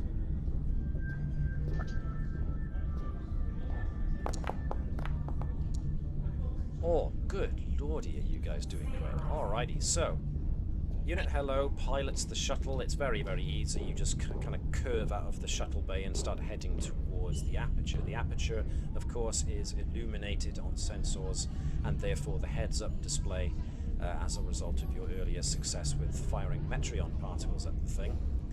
And you managed to maneuver yourself into the aperture and are so far being resistant to the chronoton particles coming out when you put an active sensor scan of the area, and that's when I'm gonna synthesize this by using the bridge deck that we are currently looking at. Darkness just descends, and not just on Nova's shuttle. All of a sudden, all the light goes out on the Navis as well. Darkness has enveloped you all. You cannot see a thing. What would you like to do? See something. So, Five to engineering. So luckily you know where your comm badges are just by feeling them, so you press them. And yes, 5 to engineering, you get a response. So let me get you a response. You do. Let's go with you. Let's go. Engineering here, sir. We just lost all lighting on the bridge. What's going on? We've lost all lighting everywhere, sir. Okay, can you confirm universal translators are still working? I'd like to, sir, but I can't see the display. I spew out about 20 sentences of trill poetry in trill. Okay, everyone understands. Did that make sense? Universal translator is still working. Bertram said he breaks out the Glomerite Makota just to see if it's still emitting light. It doesn't. Ooh. So that implies it's not just a technology thing that's stopping, it's something literally preventing light from being emitted. Checks inertial navigation system. Well, that would be interesting because as Thazanan looks, Thazanan cannot see the display. Now, you know for a fact that the LCAS display on your panels, they emit light, but you cannot see. So, you know where the buttons are from, well, where the command keys are from experience alone. So, you input, Thazanan inputs the command to do a quick diagnostic on the navigation system, but you can't see the display to get the readback. Does this affect my bionic eye? Your bionic eye is mostly mundane in the fact that it is just basically a camera lapped into your brain.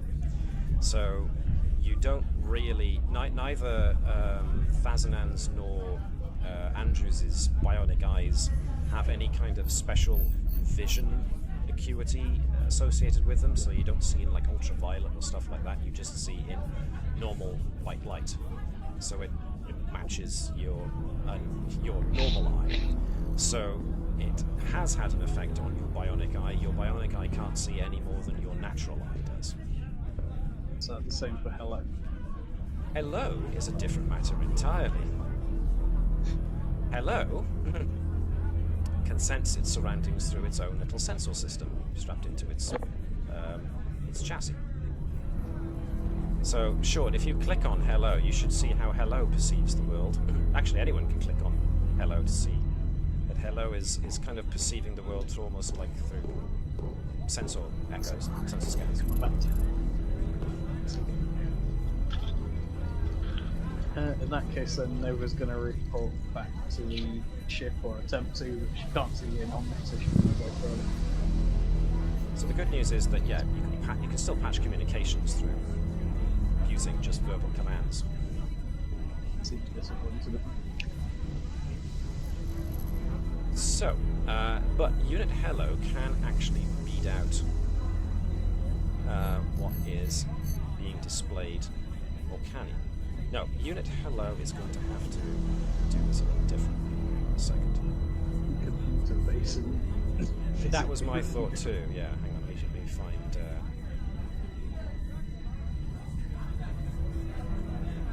This unit has volunteered to interface with the computer system. This unit is now reading that a strange form of quantum energy has been emitted from the anomaly.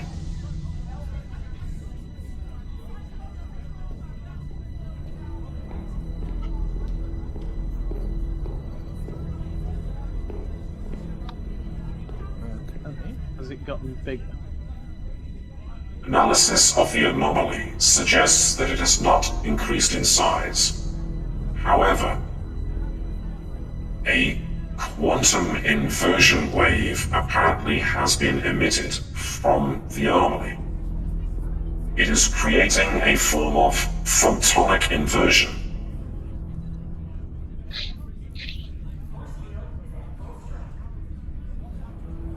Are you sensing anything physical within it, or is Navis sensing anything emotional? Scanning. Please stand by. This unit, according to sensor scans Unit Nova took, suggests that there are quantum signatures present in the anomaly that are very familiar to this unit, and also this unit believes familiar to Unit Nova. They bear traces of tilical energy.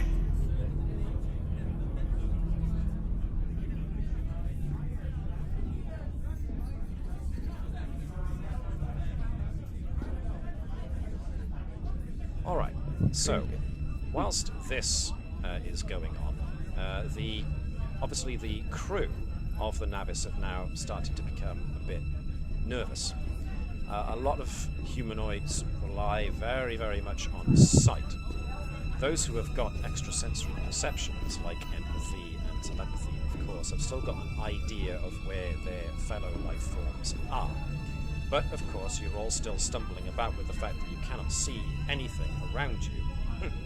And therefore, even when you do find your control consoles, and you do have the commands almost in your body memory, muscle memory kind of thing, you still can't see the readouts that they give you, so getting any information back is difficult at this point.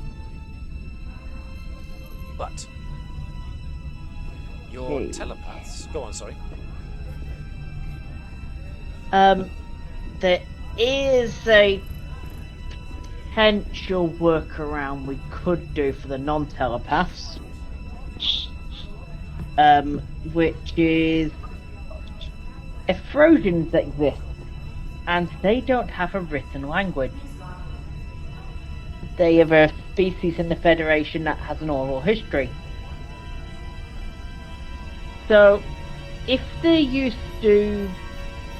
If we're talking the Federation, we should be able to kick in some sort of accessibility type system and just get comm badges to read everything out on the displays if people need it to. Effective for your screen reader.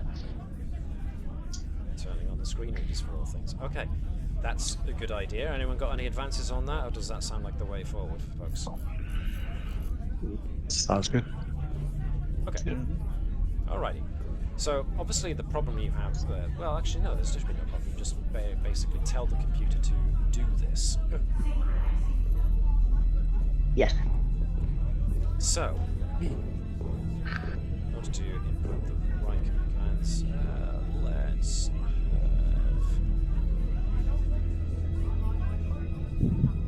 Okay. So really it's just a case of saying computer start verbal or audio readout of all data requested on data. Computer enable Ephrodin access protocols on all users, language common. Use universal translators for output. Right, yeah, makes a lot of sense.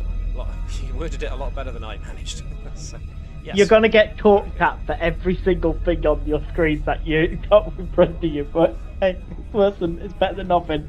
It is, and at least those who aren't able to see anything can hear where more or less people and therefore consoles that are talking back to them are. So people have now got a better idea of where things are about. The Haptic actually are finding themselves able to go about the place fairly easily.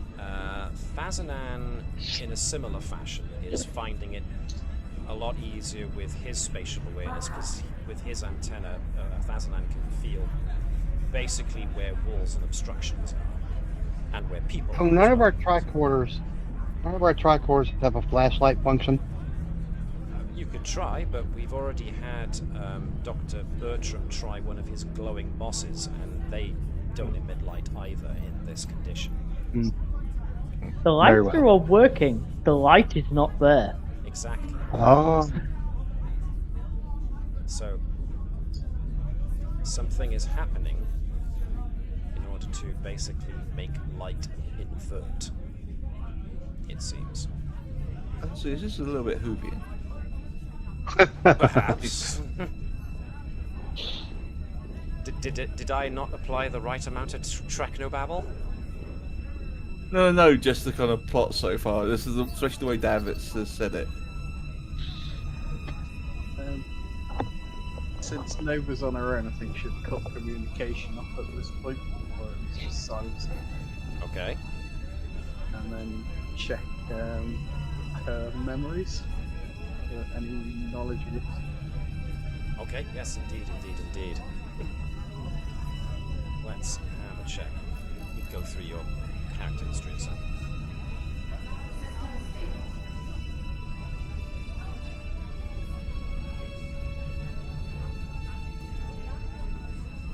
Just stay with me, folks. I'll be back in a moment just as I try and sift through some data.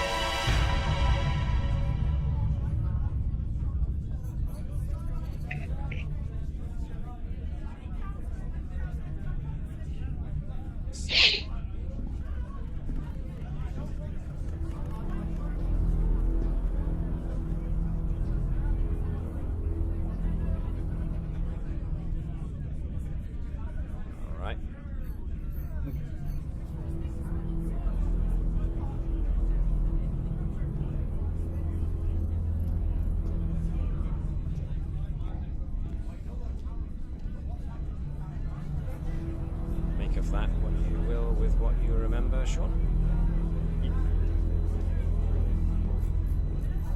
In that case, then Nova's going to attempt her usual psychic communication with telecom. Focusing into the anomaly. At the moment, you aren't getting anything.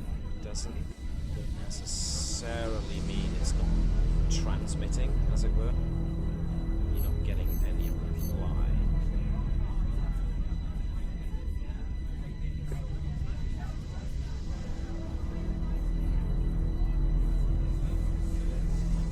Anyone else with anything they want to try?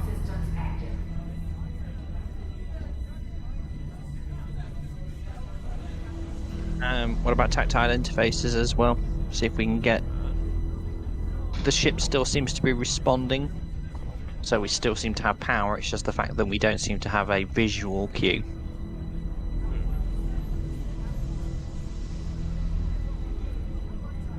Yeah, that's also why I want to check the inertial navigation, because that should give us an idea at least of any movement that might happen. So, Webby, you want to try and modify things to give tactile readouts? was it? Or am I misunderstanding? Yeah. Yeah, well, I mean, technically we've already got it in place because of what Navis has implemented. But it's having as an alternative of, rather than it being voice activated, is that it's tactile for those that can do tactile interface.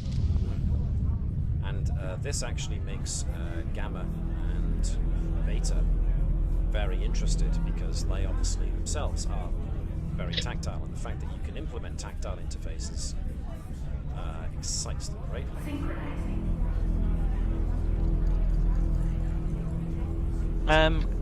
Because of my cybernetics as well, is it all frequencies of light are currently being masked? What were you thinking? Well, obviously you've got the visible spectrum, but then you've also got infrared, ultraviolet, going all the way down to gamma. Well, like I noted... which potentially we could also get from the scanners. Yes, you need a feedback on that. So... what you find then, let's go with, I mean, if Andrews wants to get somebody to do the site, or just put, let me start that again, wants to use her command ability to assist someone in science to get a good old look at that kind of thing. So maybe Orai's quantum physics paired with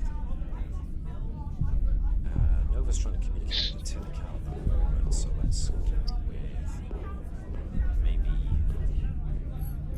maybe just Andrews and Orai then at the moment. Okay. So we are looking to my brain has just stopped. My brain just clocked off when I wanted it the most. Come on. We're looking at all visible light spectra. Okay, so I just need a control and science from Orai, but with your quantum physics focus, and you're going to roll 2 dice, assisted by Andrews' presence of mind. Okay, success. And 2 successes from Orai. Nice. Okay, from the scan you now take, and you get the get the verbal readout back. Is that photons are what's affected. So it seems, on a quantum level, photons are essentially being inverted. Rather than emitting light, they're doing the opposite. You have come across this phenomena once before. It was back on the planet where you went to see what happened to a Vulcan science expedition, and it turns out that there was a crashed biological ship that, as it was decaying, it was putting out kind of silicate particles that were bonding with air particles, and then created some kind of weird effect where it essentially ate light. It seems a similar thing is going on here now. But this all happened when Nova put her shuttle up close to the anomaly's mouth and tried to actively scan it.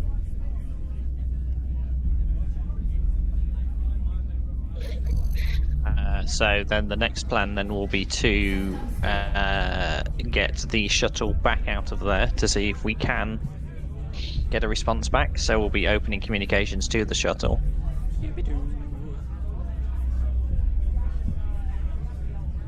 So, Nova essentially gets a communication saying, let's see what happens if you reverse your shuttle out of there.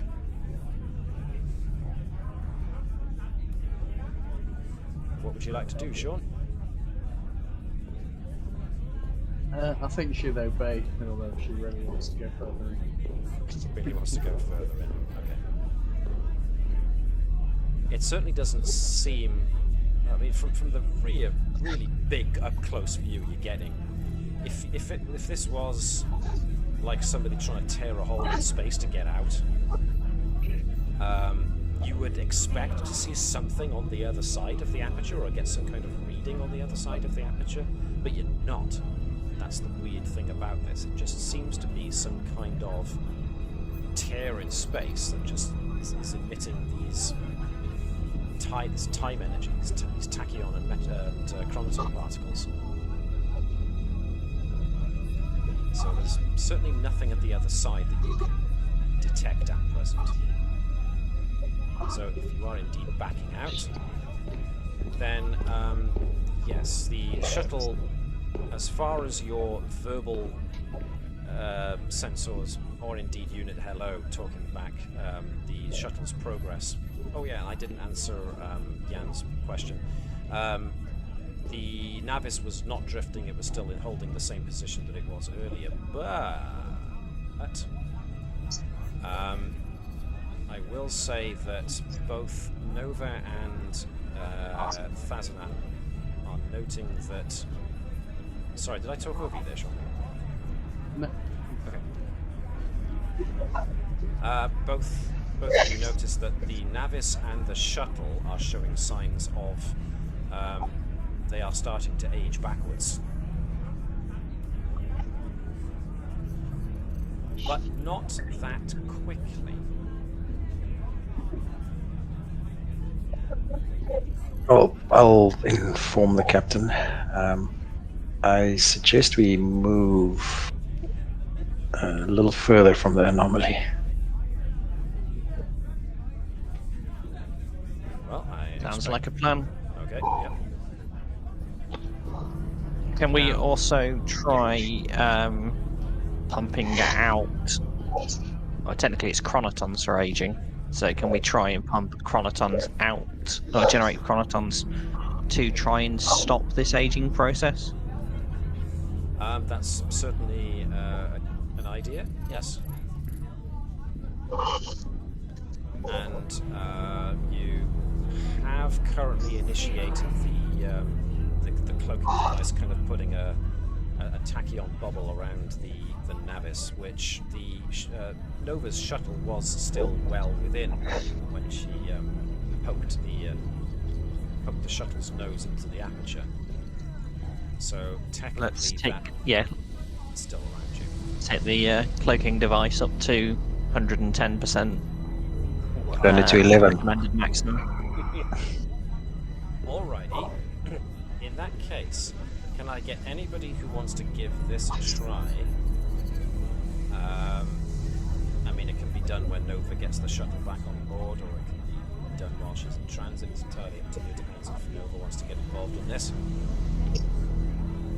I'm going to need definitely daring and engineering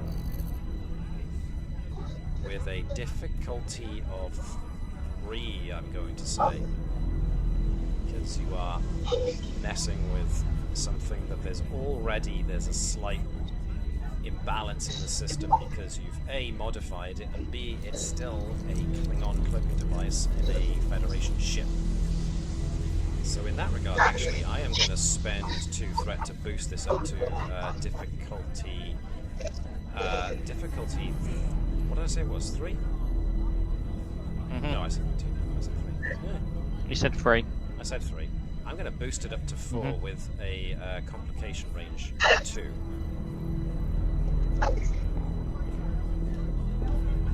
So if you get this wrong, this could be quite spectacular.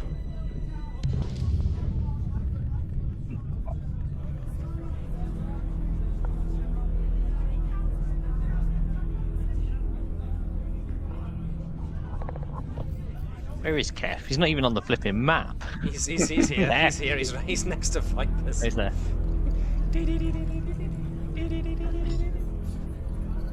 So yes, we'll have Keth. Whoever wants to be Keth, give us a daring and engineering. Whoever wants to get involved, today is a good day to die. Well, yes, indeed. Well, the Keth opposite is of like, what it's I've already spent though. mine. That's gone. Okay, that's gone. Stays gone. Keth gets a point of determination to use. Okay, cool. he's going to need some help on this, so whoever wants to assist Keth with generating 4 successes. So Might as well. basically folks with engineering talent who don't mind doing something very crazy. Yeah, 6 impossible things before breakfast, Navis.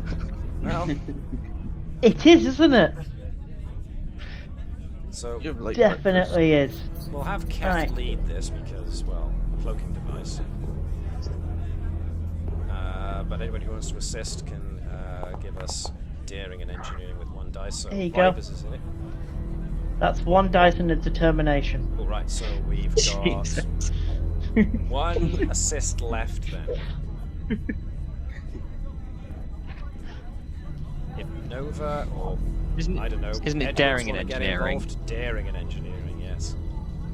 It wouldn't make a difference anyway for Davis's low rolls. No. The rest of you, Ori, Bertram, you know, just basically cross your fingers and hope for the best. Please don't blow up the ship. Please don't blow up the ship. Please don't blow up the ship. Should we not have a Gareth or Jan roll for Kef, because they two haven't rolled a lot today? Or Good Alex. Jan, how about you, Keth? If I can find him. Yeah, I will blip him now. I don't think I can click on him.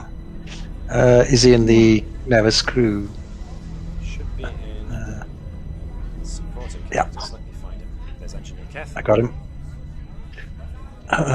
So daring and engineering, Yes, please. and the maintenance focus. I suppose yes. And he's also using a determination. Today is a good day to die, apparently.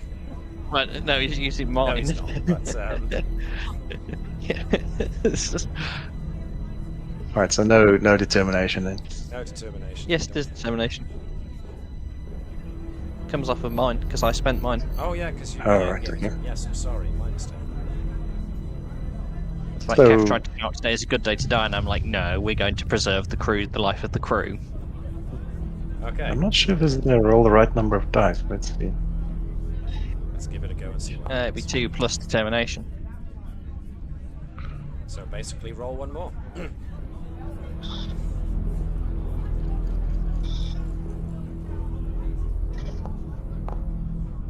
Nice. Jeez, Willikers, look at those numbers of success. None of them were 19s or 20s though, so that's good. At least 2 of them were determinations. Good lordy. Blimey day. Alright, so the cloaking device is cranked up in output, something wicked, and so starts to have an effect on the tachyon particles, at the very least, being pushed back. The chronotons, as a result, are slowing their emission from the anomaly. You still have the problem of the photonic reversal, though. Or the photonic inversion, I should say. I was thinking of protonic reversal, which is something from Ghostbusters. I was going to say, I was like, I've heard that line before. Yeah. Total protonic Total reversal. protonic reversal. Just- Don't cross the streams. Got it. So it seems you're on to something about how to maybe stopper up or maybe close the aperture in regards to. You just need to take. You just need to now take the chronotons out of the equation. But you also need to do something about the photonic problem, the photon problem that you have. So, anybody with any ideas about that? I have a really stupid idea. Ooh, I Oh, really love stupid yeah. ideas. Does it involve playing around with the antimatter containment tanks by any chance? And the dark matter torus drive, yes. Yeah, that probably is a stupid idea, but go on, let's see how you're going to word it.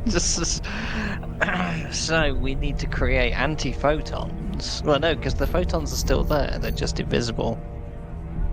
So it's a potential of us trying to create a white hole and just flood the area with photons. White? You almost got me to recite word perfectly the Red Dwarf scene there, but I'm not going to do it. I tried. The dwarf? What is it? But go on, sorry. So yeah, if we can potentially...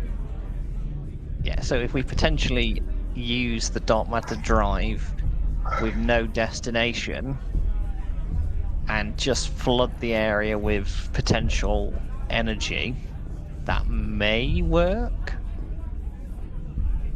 All right, Kind of just dumping the fuel, the sort of like the fuel, the Bassard and all this, so all the hydrogen. Let's try and get enough matter in. Yeah, it is very silly. I don't particularly want to go down this route because it's dangerous. But you're like, the other part of it is like, it's going to be really cool. This definitely sounds like something Nova would really, really want to try. We could just undock the port nacelle and just leave it there and see what happens. We can't, because that port nacelle is the centre of the Bifrost drive. This also sounds Which like is connected to everywhere and everywhere. That explains the port nacelle now. What we did was we took the Dark Matter Taurus and the Bifrost drive, sent them to Starfleet Engineering.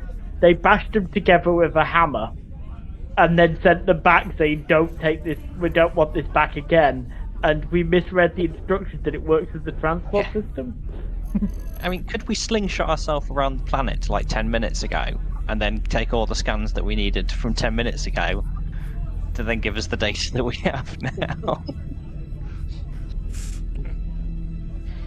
You joke about that. Yeah, that sounds let's curiously plausible, doesn't it? Didn't we do that already? No, it was suggested earlier. I said the song. Yeah, I see what you did there. All this data's magically here. How did that happen? It's like Bill and Ted's Excellent Adventure all over again. Remember the trash. Alright, so this sounds like basically anybody who's got something crazy related with engineering, Nova, and anybody who's got quantum related focuses. Should. And probably I'm going to go with where's Chief of Engineering Bravo? There he is. Because he's got dark matter safety systems as a focus, which might stop the universe imploding. He's also the only one He's also the only one at an engineering console in engineering at the moment. That's a good point. Yeah. Stevens got dark. It's quite handy because we're all on the wrong deck with no light. So I'm suggesting. I'm on the right deck. I'm suggesting Nova, Stevens, Bravo Chief Engineer, and Ori all get together on this one to do this ridiculously crazy, stupid thing. That sounds amazing. So we're doing a Bifrost hop to our own location to try and drop all this stuff off somewhere else, and somewhere else. Hopefully, so we can actually see. All right, I like it. Let's do it. I'm gonna suggest. You know what? I'm gonna suggest Nova leads this because she's done weird eldritch stuff with engineering and science before, and I think everything is now the port nacelle. Yeah, anything weird and non-Euclidean and ridiculous, and this shouldn't work, but it somehow does. I think Nova needs to be in charge of. Vibers to Etude, can you take the emergency backup we were talking about repeatedly and encrypt it in the usual manner? Really? I mean, yes, sir, immediately. Not worried at all, sir. You're the only one I know who's got all the stuff at his fingerprints and knows how to do this in the back of your head without being able to read your outputs. Alright then, folks. I either want daring and engineering or daring and, I think, science from Ori. No, actually not daring. Reason and science from Ori, pardon me. Thank you. He's so not daring. He's not.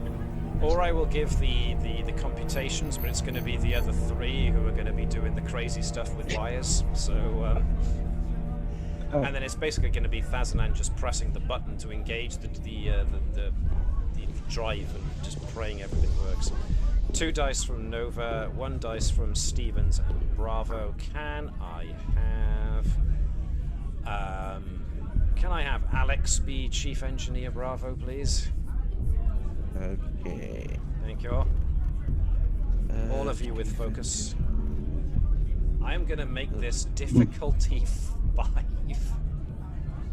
Oh, come wait, on. Wait. I'm going to make this difficulty 3 because you've come across this before and you thought it out reasonably well enough. And it's crazy and I want to see if it works. So, reasoning and engineering, did you say so? But I am going to increase the I am going to increase the complication range in my head. Whoa, well done, alright with the calculations. Right, that's good. With the safety net in place. So, was it reason and engineering, did you say? Oh, daring and engineering, darling. There's nothing reasonable about this. Anything reasonable is good. I'm trying to think what the focus would be. Dark matter? No, dark matter. Warfield? No. Dark matter safety systems, definitely, for Engineer Bravo. Okay. Alrighty.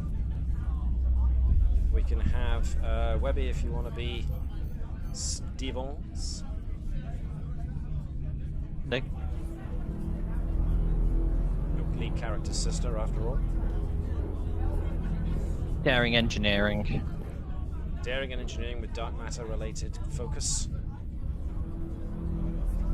2 successes so far, which is very good. That's 3, so we're already in the ballpark. 17 was a near miss by Chief Engineer Bravo there, but it's now all down to Nova, who's using Starcross. Will they do it? Basically looking for complications. There are none. 2 more successes. 3. 3, pardon me, yes, you're quite right. Wow. Alright then. The Bifrost drive is reconfigured, and you plot the coordinates, space, time, and all into the Navi computer as well as you can, with all the relevant related shunts of energy towards or away from the Bifrost drive in order to actualize what you wanted, and then a flash and a flare later, and boom, the lights come back on. But I really want to play this one more time, so it's going to be Black Alert!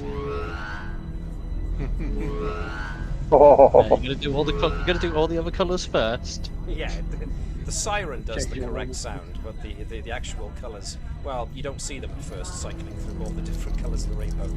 But eventually, the Navis does rematerialise in a similar spot to it was before, maybe a bit of drift, but otherwise the photonic inversion, I believe I call it, yes, has been cleared.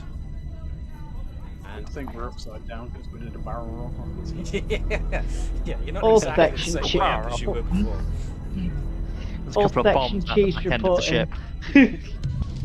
But as a result of the dark matter that you had to use in a controlled fashion, coupled with the fact that the cloaking device was set to pretty much maximum and then some, and you, whilst the cloaking device was burning quite hot, you then activated the Bifrost drive on top of it. So through reasons that scientists who will study this later on will probably still be scratching their heads about in years and years and years to come, somehow the mingling of both of those very experimental drives creating not only reverse the photonic inversion, but they also appeared to have a definite dampening effect on the aperture, where it is now measurably closing, and the aging effect, therefore, on the system's star is now starting to slow.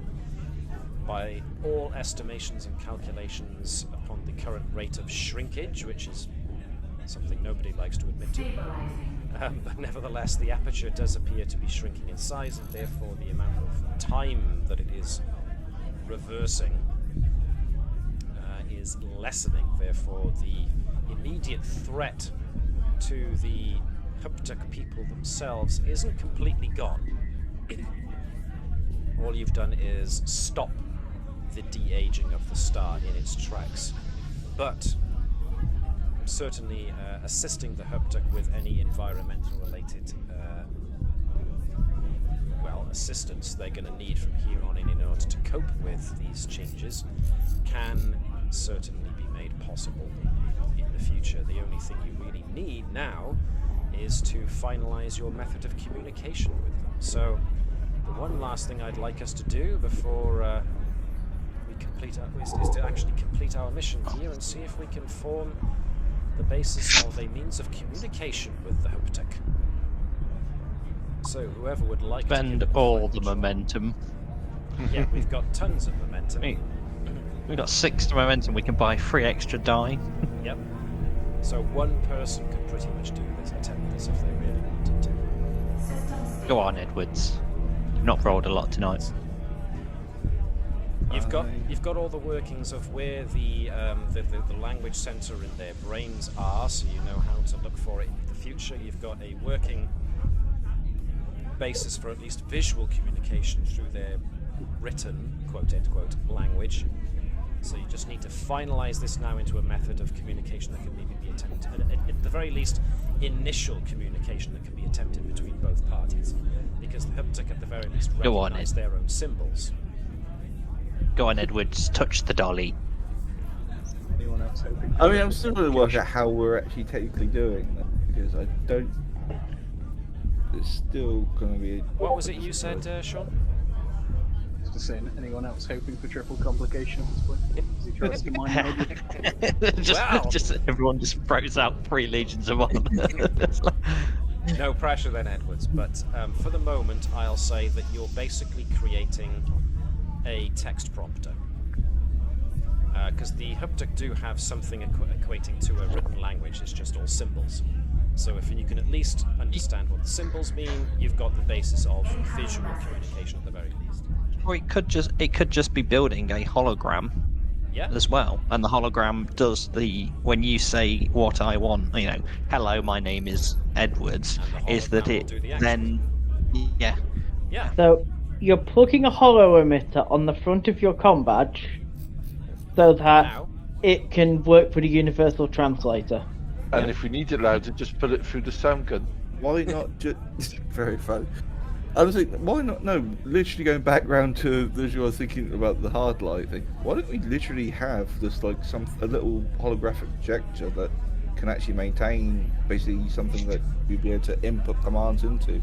Yeah, we say how much it is, and it will translate it into a kind of a... by actually doing it. Yeah, literally just said that. Yeah. So essentially, having a holo emitter on the comm badge.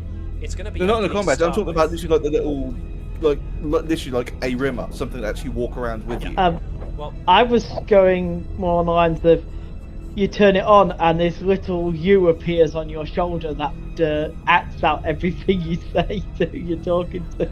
So essentially, this is going to.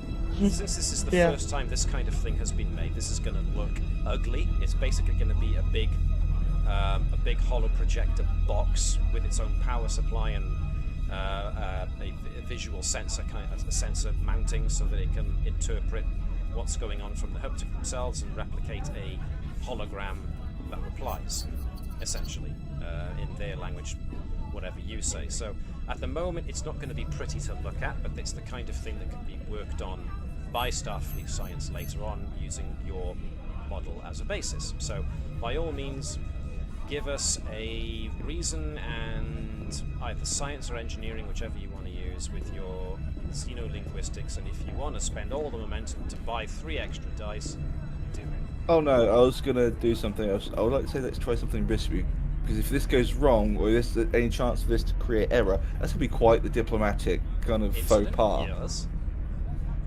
So I'd like to try. Let's try something risky, given the nature of it, and I want to use Cochrane's Medal of Excellence for xenolinguistics. Or would it be communications actually? So I've got one in both. Xenolinguistics works as well. That's fine. A task that involves point determination, a task that involves focus, you receive 2 benefits of a point of determination. Nice. Okay, go for it. As many dice as you want to use. Focus, determination, use 2. Take a dice. Take an extra dice. All right, let's do it.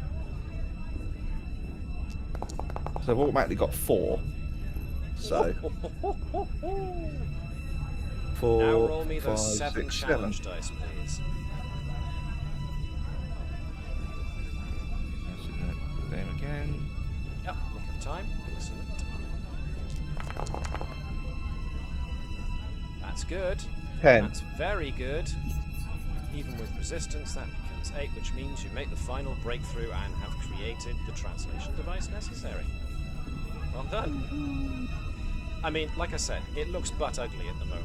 It's a box with like sensor dishes and protection aerials on it and stuff like that, and it's heavy and cumbersome, but it does the job nicely, and it's the start of something. But you do create it using the lexicon that you've got thus far.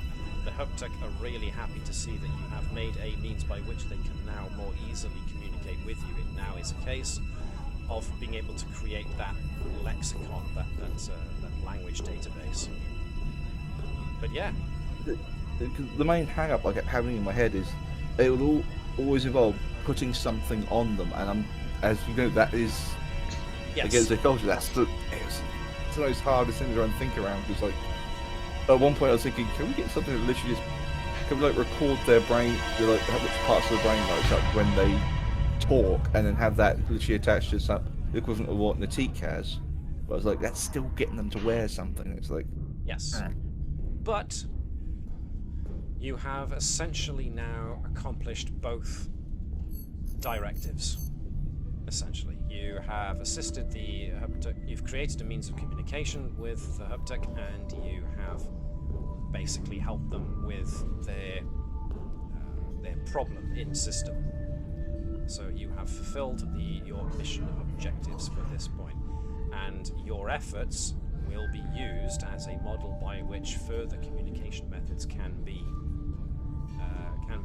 created. I mean, who knows? Someone might take the work that everyone here has contributed to, and will be able to build upon it to create. Maybe even the Haptic themselves will make that leap and make that logically. Will create something that will allow them to communicate using the technology that you've now just showed them is possible to create.